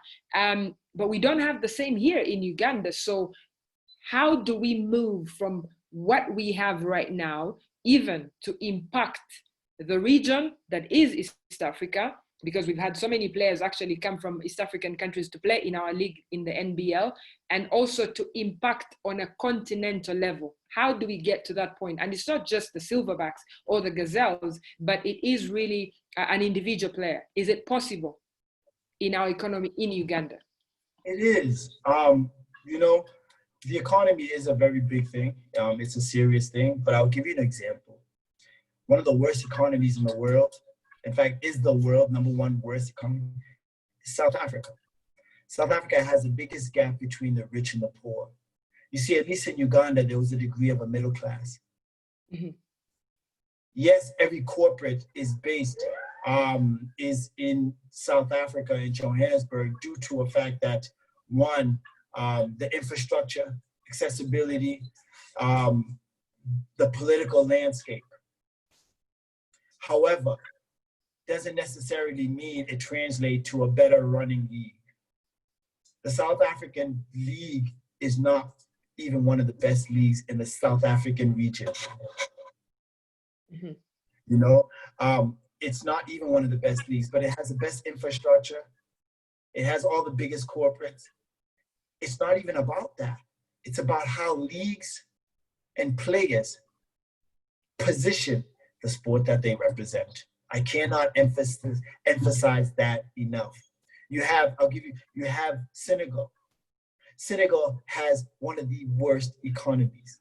Not a good economy, very poor, but yet they have one of the best leagues. They have everything, Nike, everything. Why? Because one, players. They branded themselves. Not only the style of play in their development, they really focus on their craft, their skill level, but the guys that have made it give back and teach not only the business, but the branding of the sport, how you treat yourself, how you behave, how you represent that which you want to have value, not only just for yourself, but for those that come after you. Mm-hmm. And when you talk about Senegal, earlier on you talked about Angola, how can we learn from the rest of the continent? You know, you have Angola, you have Mozambique, you have Egypt, you have Tunisia, Morocco. All of these countries have a very good stronghold on their league in terms of what they've achieved in player development, but also in player branding, step by step, really. But everyone is looking to go to the NBA and to the USA. But what can we learn from them, you know, from an African context? And the reason I ask that is because it's easy for us to keep saying, oh, the NBA this, the NBA that, but there's a huge gap, you know, between the NBL and the NBA, years or decades ahead, you know, but just customize it to a Ugandan setting. Well, it goes just back to what I was just saying in terms of just customizing it and learning from it. We know there was a time when the league was at its highest peak, very well. However, it didn't have the infrastructure in terms of the app, the accessibilities, facility-wise, and so forth, as it has now. However, it had, sorry, that was my TV. It listens to, don't mind it. It's okay. Voice activated. So, yeah. There's a time where the league was at such a great place and a high place. However, we never capitalized off that. We never learned from that. And what made the league so high, what was happening then, and so forth, and merge all those life lessons then and to bring it into context now. And you know, it's very tough when you try to measure leagues like, oh, how can we have it like Angola League, or how can we have it in that league? Look what you have now. How can it now become beneficial for you? We need more access to facility Lugogo rather than using the YMCA, which hasn't been done. The stadium, I almost, and this is where the government needs to get involved, man. I almost threw up looking at the state of how the YMCA is. The potholes, how do you have potholes on a court? It shows that if players don't see value in themselves, how can a team, how can a YMCA, how can government take value in it? This is a profession. Imagine you going to the Ministry of Home Affairs and there's holes and broken windows in the ministry that you're coming to see. That will never happen. That will never happen. They'll put out a quick tender for someone to make sure they put that up there, and they'll make a whole lot of money to fix that right away. We need to have value in our sport. And that starts with individuals, because believe it or not, as players, we become our worst enemies because of the fact that we cry and scream so much, but we don't treat ourselves the same extent that we want the federation to treat us. Right. And when you talk about, you know, YMCA, talk about Lugogo, and there's a couple of other, you know, courts where we're playing. Now, you're telling these players in Uganda to brand themselves when, for example, if they upload their highlights on, you know, Instagram, it's going to show, you know, potholes. How are they supposed to work? Be honest, it looks ugly as hell. And you're comparing. Yeah. So how are they supposed to do this? Because you're comparing them with Senegal, with Angola, with Egypt, that have hosted world-class events, in very world-class stadiums, brand new, okay, because you're talking about Senegal that have a 15,000 seater stadium, Angola 12,000, Kigali right here next to us with a 10,000 seater, and you're looking at the inside of that stadium and you're telling them that they need to do the same. How can they move, you know, from a scenario like that to where you want them to go? Now I'm not telling anybody to do what I'm about to say. However, let's take a look at what's happening in the US. Mm-hmm. There's a form of injustice. Right. The people have come together and made cries about this injustice.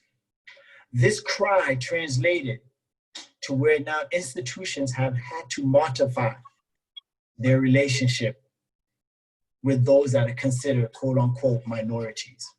Mm-hmm.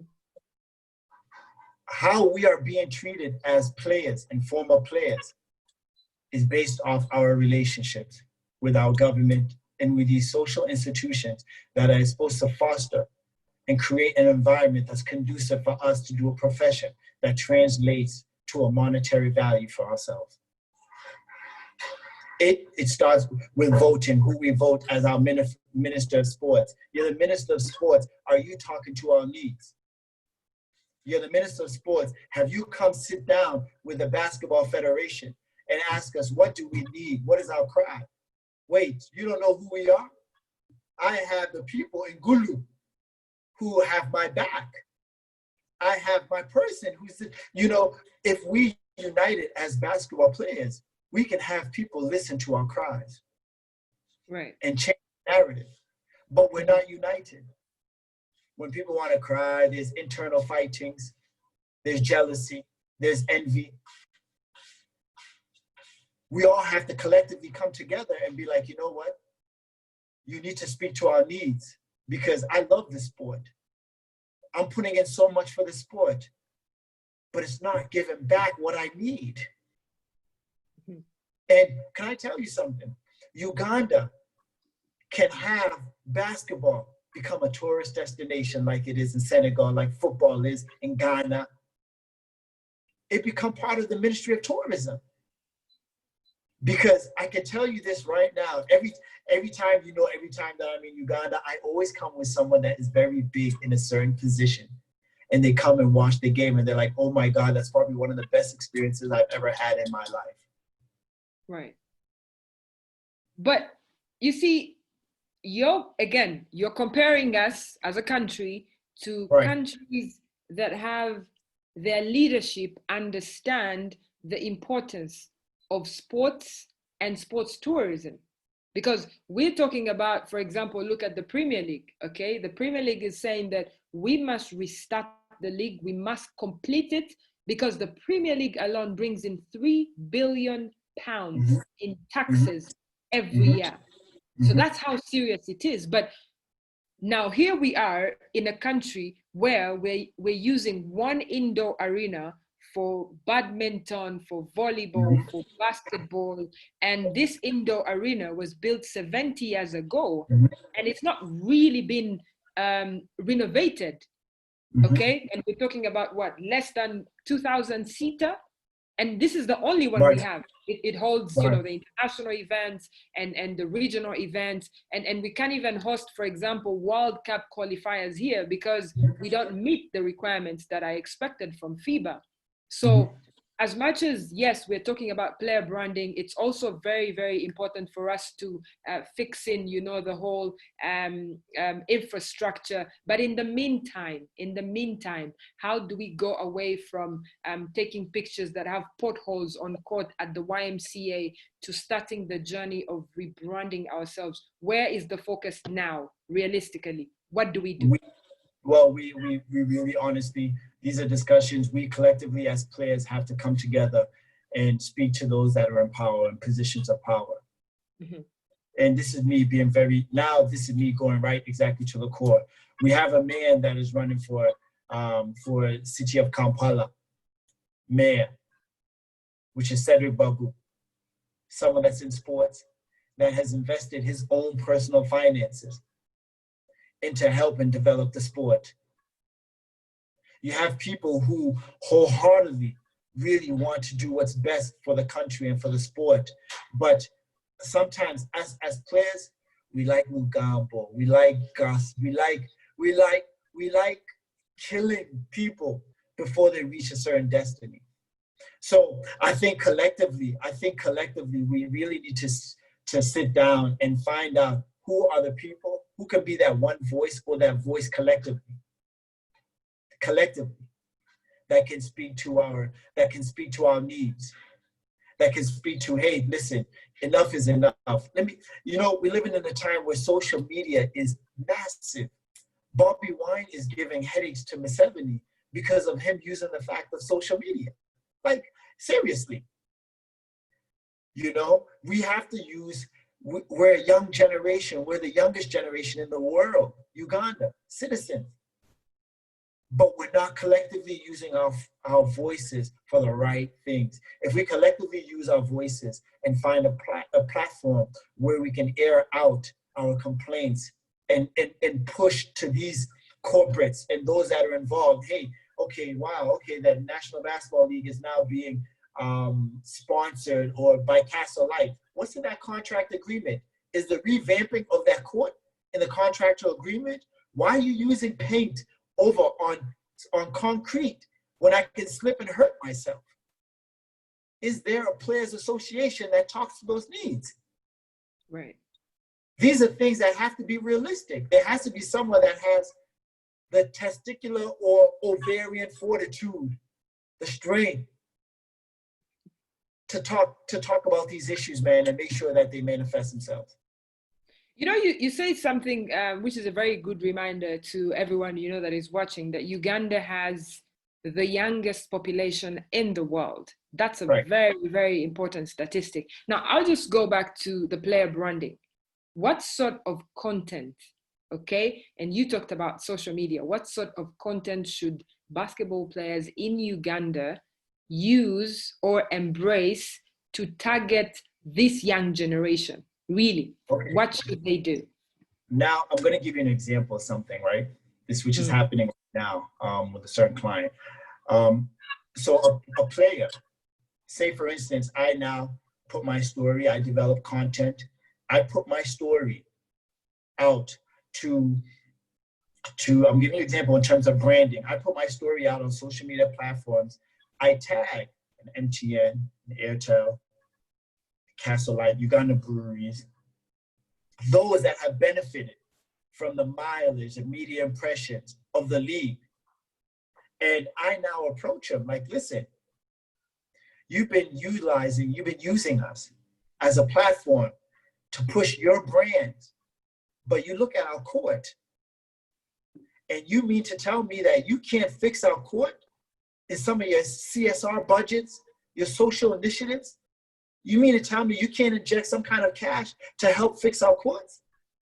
We have to we talk about this contract.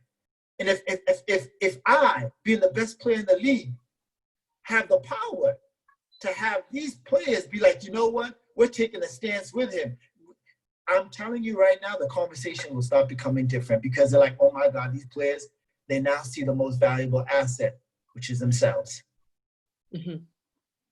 That's now how so now you start telling your story, and then now your story starts to leverage. Mind you, anytime you tell their stories, if you have the mindset that there ain't no such thing as anything negative, everything positively happens to help bring you to a certain destination for your divinity and where you want to go, then man, anything happens, man.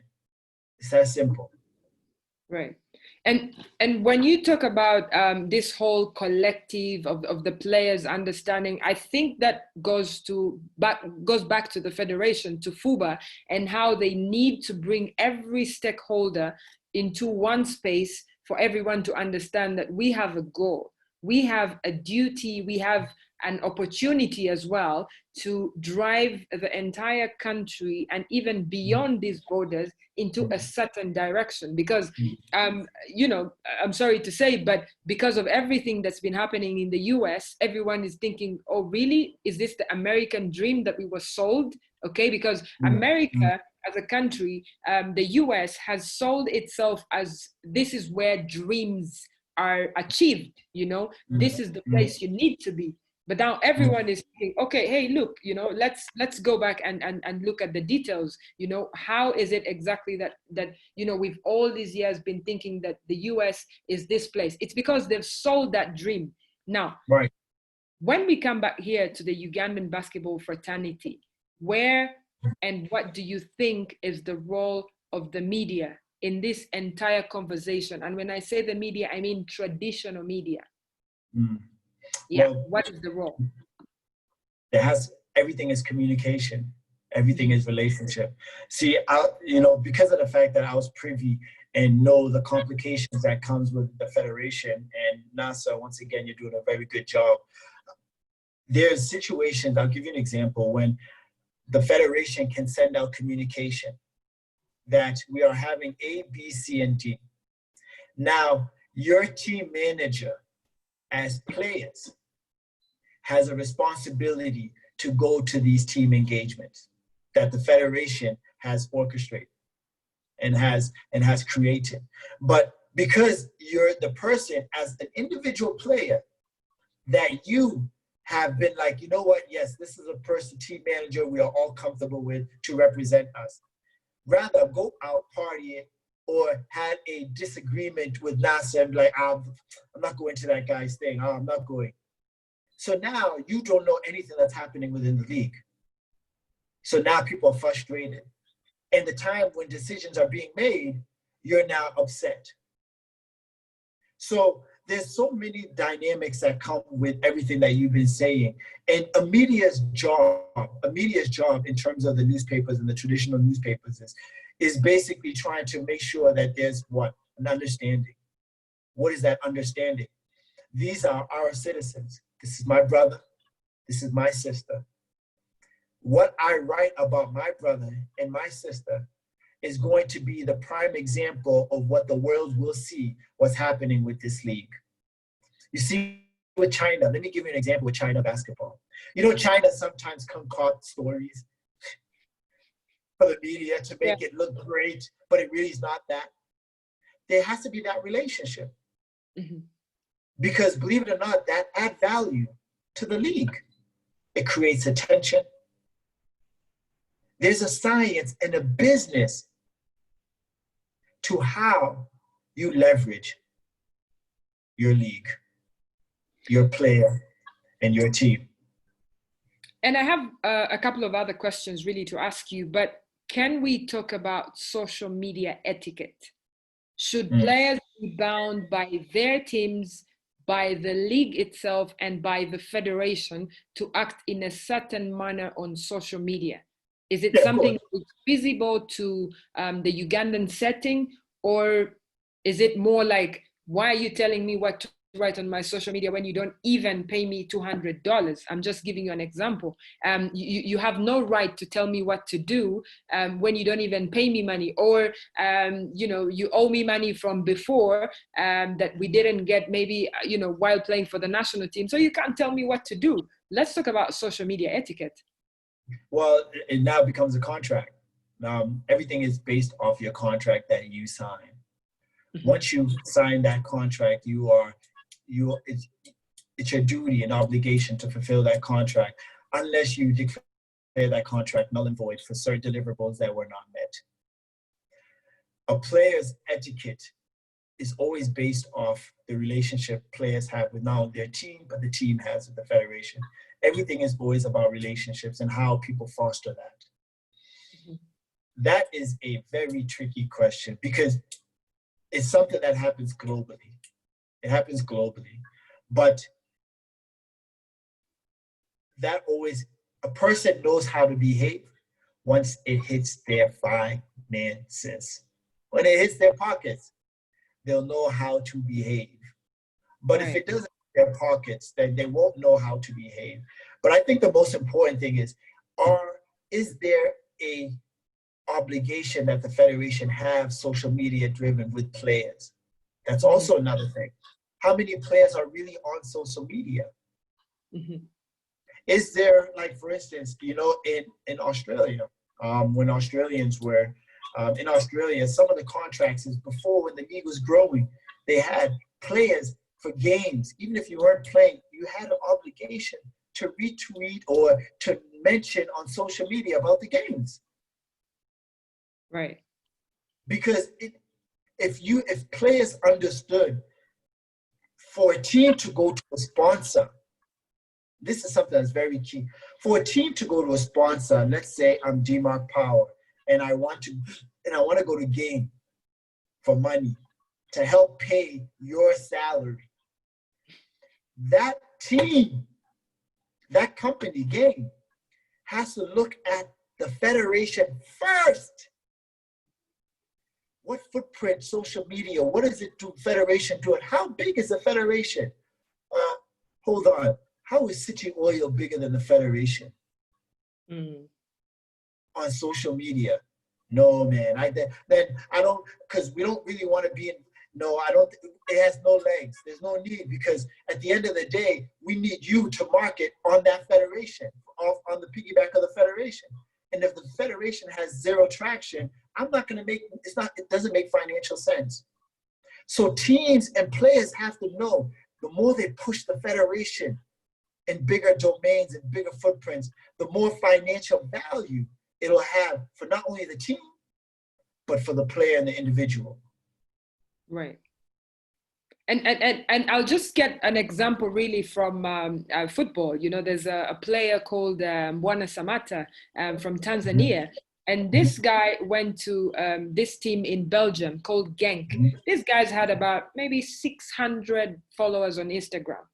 The minute he joined, 600,000, you know, and then they kept, you know, moving, going up, because this guy alone was coming in with about 2 million followers on Instagram, you know. Cristiano Ronaldo is a prime example with Juventus. Exactly. I just was about to get there, you know, with Cristiano Ronaldo and him moving to Turin, and everyone is saying, oh my God, Ronaldo is actually moving to our city. So now we go all out and buy all the jerseys and all of that. Even to and the league. Yeah, the league. It added value so much to the league. The value proposition became higher. Right. Now, yes, we're talking about player branding, but also there's a situation about the clubs.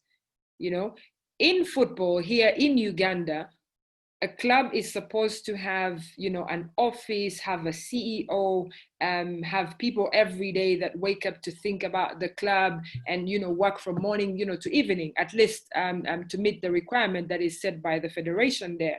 Now, in Uganda, we don't necessarily have that.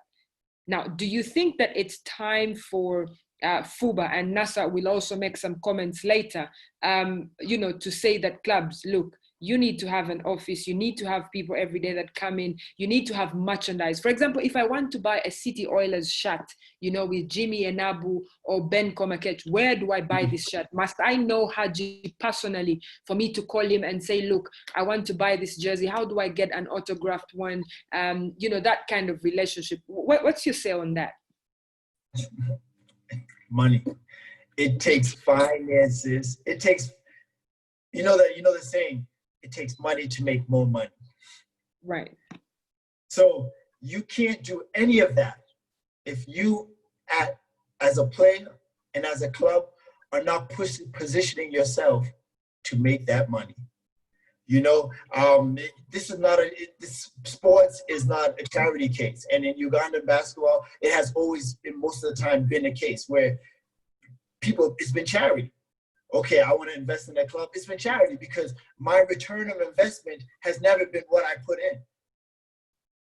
Because of the fact that clubs and the players have never positioned themselves to make it of value. And even the person that is putting in that money has never conceptualized the business aspect on how they can make it of value.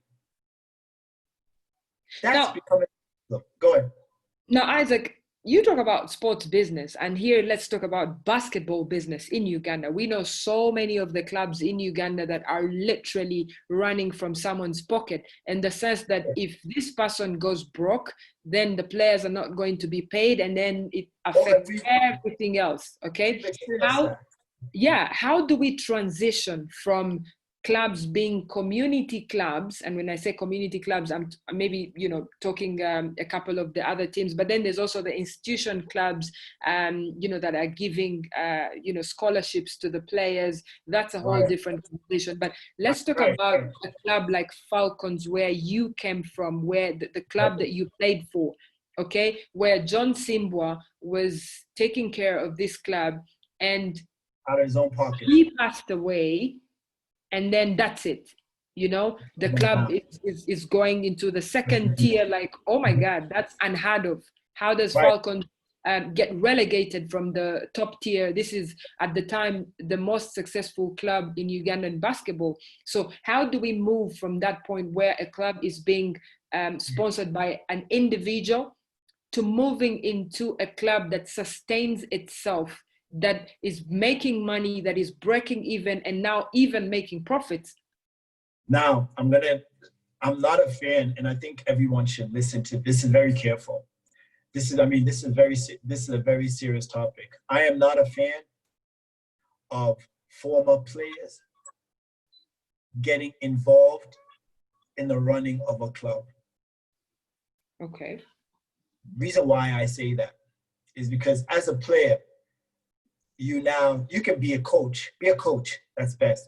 But when it comes to the business aspect, a club must make sure that they have someone that is a business entity run a club. And when I say that, meaning someone that knows accounts, someone that is in terms of branding, someone that knows the business aspect of, if we put in this much money, by doing A, B, C, D, we're gonna get this in terms of a return on investment. We're gonna make this kind of profit.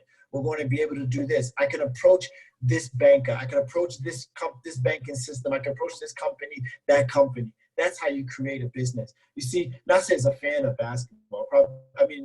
Haji's a fan of basketball, but you have to understand the reason why City Oil has been very successful is because the people that have been running the helm of City Oil are business-minded people, period. That is the approach that people have to get away from their feelings and their emotional attachment to club. Oh, I've been part of this club since I've been playing in it. No, you don't understand the business of a basketball club or running a club.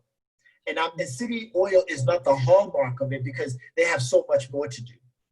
However, what they are an example of what you can do with the little that you have.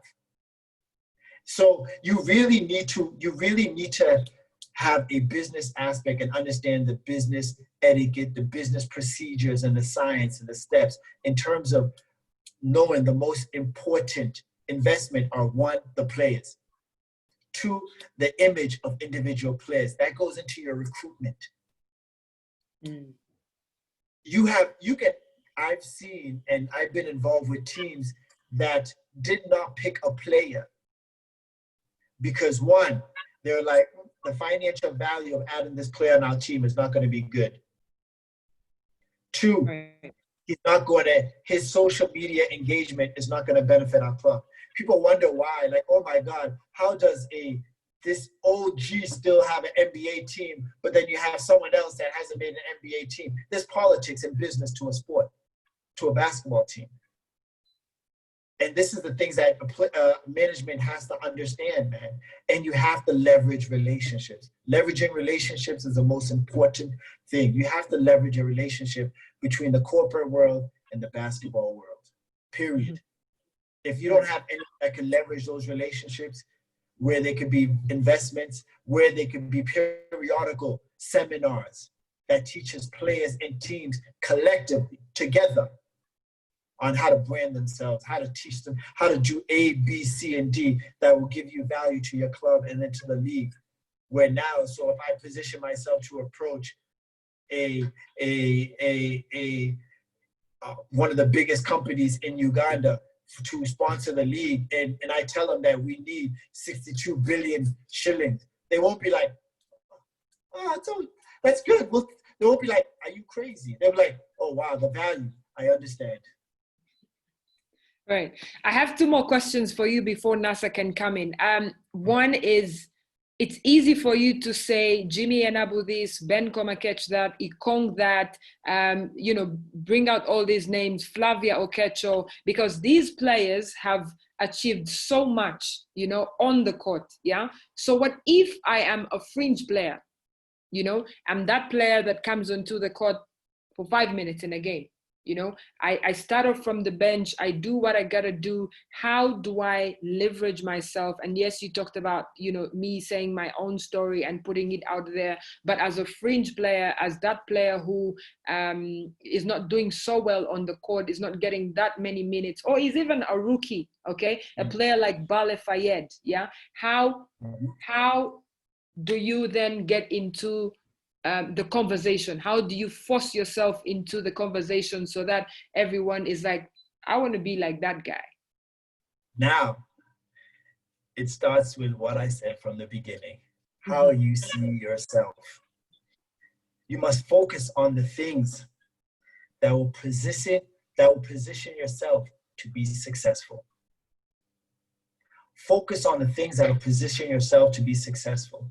You have a coach, you know, I'm going to give you an example of someone. Do you remember Dukes? Yes. Stephen Messenger. Do you remember how I used to be like, Dukes is a bum? We had that social media engagement where we used to bump heads. I'd be like, man, this guy has so much traction, but he's a bum. Guy doesn't get that much playing time, but Dukes is very successful because he focused on the things that made him successful. He hustled. So he's your kind of guy like Rodman, in very simple. Absolutely. He focused and he ended up becoming a fan favorite. His numbers weren't right. He wasn't like an all-star or whatever, but he was a fan favorite. That is becoming a brand. Because whatever you did, you focused on that and made sure it was successful. You take that momentum and you make it work for yourself. Right. You now start doing little things. You have people that now have, let's say you have your girlfriend and she has friends. Yeah, no, you guys bring signs that say my name or whatever. You have to see yourself as a brand and leverage off that. Because now you don't get 5 minutes of playing time. But now coaches are affected psychologically by what's happening in the environment. I'll give you an example, Bernice. Bernice was our coach, but he was substitute based off what the crowd would say. Hey, yes. What are you doing? Bernice, put this guy in. Okay, see, come in. Like, that was how he was sometimes coaching. You know, your environment will always influence, and how you see yourself will always influence how a coach perceives you, because it's how you see yourself. Right. Right. I have a couple of questions from other guys, but this is, I hope, my last one. When we are in a scenario, let's say Uganda has hosted Zone 5, or last year Uganda hosted the FIBA 3-on-3 Africa Cup, and we are in that moment, you know, there's a tournament, everyone has a good vibe about the game of basketball, including people who don't really follow basketball week in, week out in terms of following the league. How does a player, you know, maximize and milk a situation like that? Or let's say it's the playoffs, okay? Playoffs, everyone comes out. Everyone remembers that they love basketball, you know, across the city. How do you leverage that in moments when you actually have nothing, you know, to write about? For example, there's COVID, there's a whole pandemic, there's no basketball action. We don't even know how long this will go on. In this period, what should a player focus on to engage, you know, his or her fans on social media? Well, first of all, what you'd have to do is you have to be relevant with your fans. You have to know who your fans are. When you know who your fans are, then you know how to engage with them. And when you start engaging with your fans, even without COVID-19, they start seeing what you're doing. You have to understand that it is coming back. Sports is coming back. but proper preparation will always prevent poor performances. How you prepare yourself for that comeback will always determine the outlook of that. You now start engaging and creating your own brand. You create your own portfolio where now you start emailing all these brands. Hey, listen, during this league, during this season that's coming, I would love for you guys to be partners with me in terms of my own journey and my own story. They start seeing like, oh, okay, there's a relationship. You start creating a relationship with those corporate brands.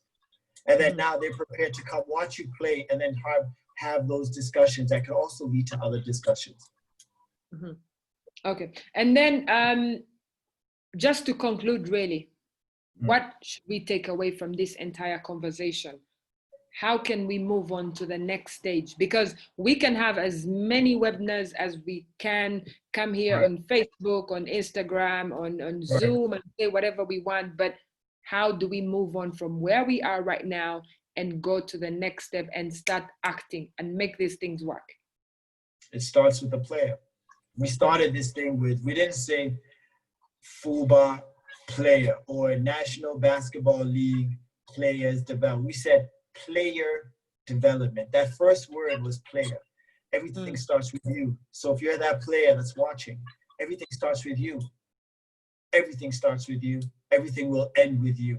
So a player has to invest in the most important thing there is out there, which is themselves. Whether male or female, you must invest in yourself, love yourself, treat yourself right. Everything else, it says in scriptures, seek ye first the kingdom of God and all righteousness shall be added unto thee. That's exactly how it is with sports. Seek ye first the kingdom of God. That's within yourself. That kingdom's within yourself. Once you have that, once you know your value, man, everybody will come running to you. Just enrich yourself in that value. Well, the birthday boy, for lack of a better word, the coach of UCU, Lady Cannons and the Cannons, Nick Natuhereza, is asking a question about role models. How can players be role models, but in the context of player branding, player development? Where does that fit in the entire setup and everything that we've been talking about? It goes back to, a lot of these questions, if you really piece them apart, it goes back to the first and most important thing I said, themselves. You cannot be a role model if you do not see yourself as a model in a certain role, period. You can't. You can't tell, and this is one of the issues that a lot of leagues have and players have, is like, I ain't nobody's role model. I ain't nobody's role. I'm my own self. I'm my own person, because they don't see themselves as any model for any institution, any organization, or any person. Just as a parting shot, what can you tell us from, working with Rock Nation, working with the biggest athletes I know of, Sia Kolisi? What a fantastic year he had, winning the Rugby World Cup with South Africa, the Springboks. Amazing. I'm not South African, but I was literally in tears looking at him lifting that trophy, and making South Africa and Africa proud. What can we learn from people like that? Look at the way he's used social media and generally to impact his community and the people of South Africa and worldwide, really, by what he's doing. What can we learn really from that entire experience? He's a prime example of, first and foremost, a humility, a humble approach to everything that he does. Sia focus, his three things that he focuses on in his life is his family, his faith, and his sport. And he does all three to invest in that. And you see with everything that he did, even though there's COVID-19, there's no rugby, he goes out to the community. He's feeding the community.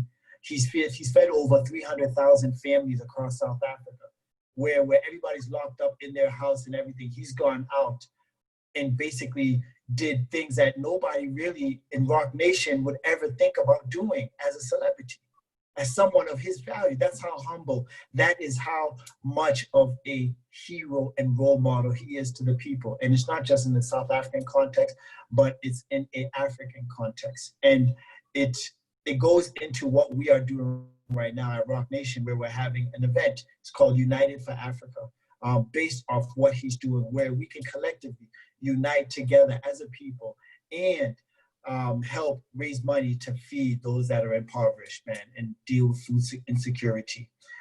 So Sia is a prime example of what an athlete should be doing. And man, we have our own models of people that are doing so much. We have Dennis Dennis, our national team, who lives right down the street from me. You know, our national team captain, one of the captain goalies. You know, who's doing so much, and also in the community. You know, we have so many giants in our sport, man, globally around the world, man. We just have to take time, man, and see how people are investing in themselves to make sure that life gives them all the biggest rewards because of the fact that they're giving the biggest reward to themselves. And life's giving it right back to them. Wow. Awesome. That has been amazing. Very, very eye-opening. And I'll just want to bring in Nasser Serunjoji, the football president, who wants to make a couple of comments. Nasser, are you there? I hope he shows up. Nasser, are you there? He's on mute. He's on mute. I hope, okay, Nasser, yeah, he's here. Yes, Mr. President. Yes, thank you very much, Asha and Isaac, for that wonderful presentation. I just want to re-echo just a few points that Isaac mentioned.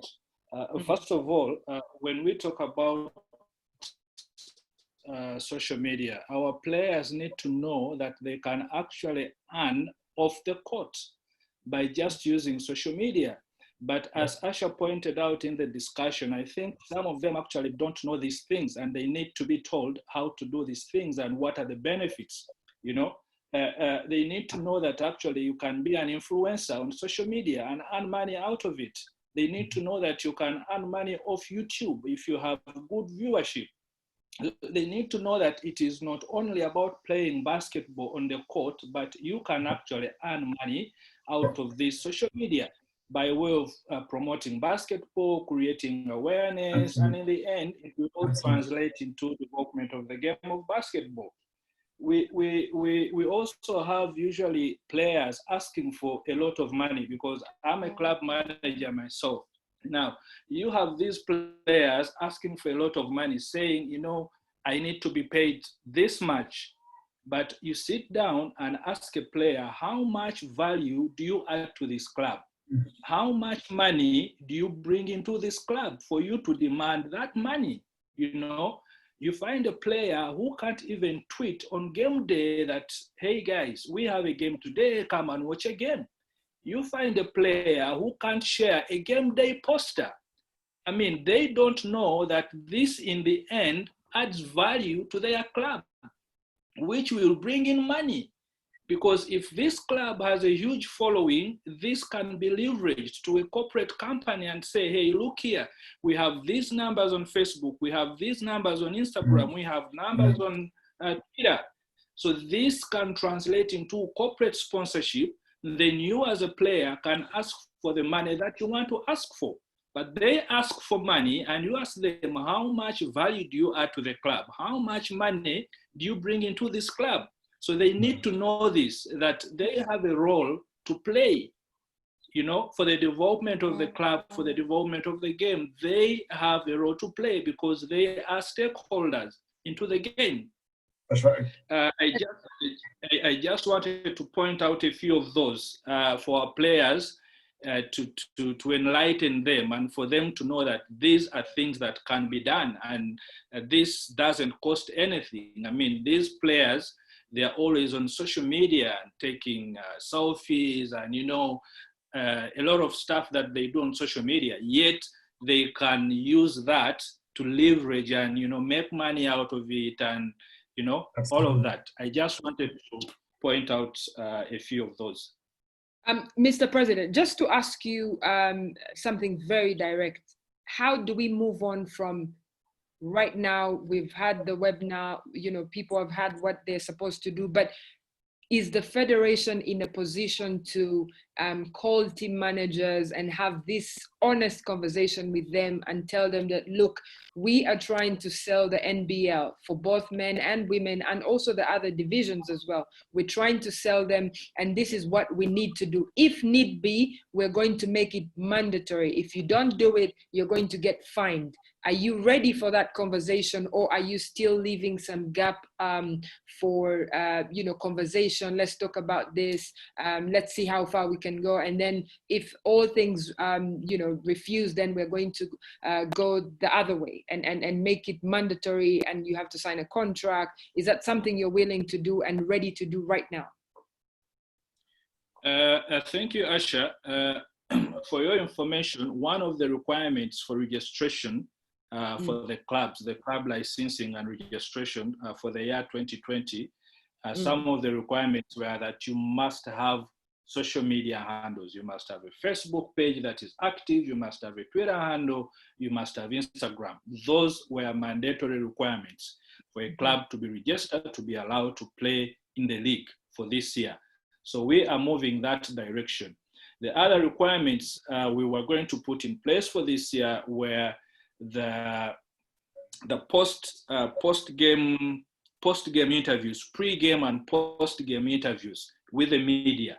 We want to make this mandatory, that each and every after game, either a team captain or a coach, you must have a post-game interview or even a pre-game interview, because this creates some kind of vibe around the game, that people would want to come and watch the game and follow the game. So this is a part of the plan that we had. You mentioned about the relationship with the media. So this is part of the plan that we have moving forward. And we also hope to engage the managers a lot more and try to show them, how we are supposed to move on, in creating this brand. Because at the end of the day, we keep on blaming ourselves and saying that, we are not attracting corporate sponsorship to come into the game. But what are you selling? Do you have a brand as FUBA that you're selling to the corporate, that they would see value in partnering with you? So for us, our goal is to first build this brand, build the brand, market this brand, then commercialize the sport, and in the end, revenue will come in, because the partners will be fighting to work with FUBA because it is a brand. But before we brand ourselves as FUBA, as teams, as players, then we are going to keep on saying, look at our league. How many clubs have sponsors? It starts from there. If your clubs don't even have sponsors, so as a federation, it's also going to be hard because you have nothing to sell. So we need to brand ourselves, market the brand, commercialize the sport, and then revenue will come into the game and everyone will be happy. Self-sustaining, the federation will be self-sustaining, and the game will grow altogether. So basically that is what we have to do. Wow. Very, very informative discussion. Mr. President, do you have anything else you want to react on? Nothing much really. All to say is I want to thank you guys. I want to thank Isaac for sparing some time and sharing his knowledge about this topic, and also you, Asha, accepting to moderate this session. We hope that in future we have more of these sessions such that we open up our minds, we change our mindset, the way we view sports, as in not playing on the court, but we look at sports as a business that is profitable. We talked about managers investing their own money into this, into the teams, but what is the return on the investment? So we need to change our mindset. So we need to have more of this. Of course, some will jump onto the board, others will take some time, but we need to keep on pushing. Eventually, we shall get there. Absolutely. Wow. Isaac, do you want to say something before we leave? No, I just want to thank everybody. First and foremost, just be safe. Be safe, man, because of the time that we're living in. The most important thing right now is your safety and your health. And definitely take one day at a time, and know that there is always a light at a tunnel, no matter what your circumstances are in life. And know that things will get greater later. I want to thank you, Usher. You've been an amazing. You are who you are. You are who you represent. Your brand is your brand, and you exemplify that in every day of your life and every day of your basic existence. And I thank you for allowing us and myself to experience that. And Nasa, I just commend you in everything that you're doing. I know it's not easy, but nothing in life is easy. There's a difficulty factor to everything that we do in life. And I extend, you have my email at Rock Nation, you have my email, you have my number. I will do whatever I can do to assist in that process. And and I'm not doing it because I'm not gaining anything, but I'm doing it because of my brothers and my sisters. And I know the struggle. I've been there, done that. And I want to do anything I could do to help add value to that. Wow. Thank you so much to everyone that was watching and that asked questions, and we hope that you got value for your time. Thank you so much to the FUBA president Nasa Serunjoji for organizing this. Isaac Lugudde, I've said everything that I can about you. You are an example in everything that we've talked about. You're leading the way, and you're not giving any excuses whatsoever. You're doing it as it is. Thank you so much to everyone. And I'm also available on all my social media platforms. If anyone has a question, if you need advice on anything, I'm here. I can help you. And until next time, ciao. See you next time. Stay safe. God bless. Bye.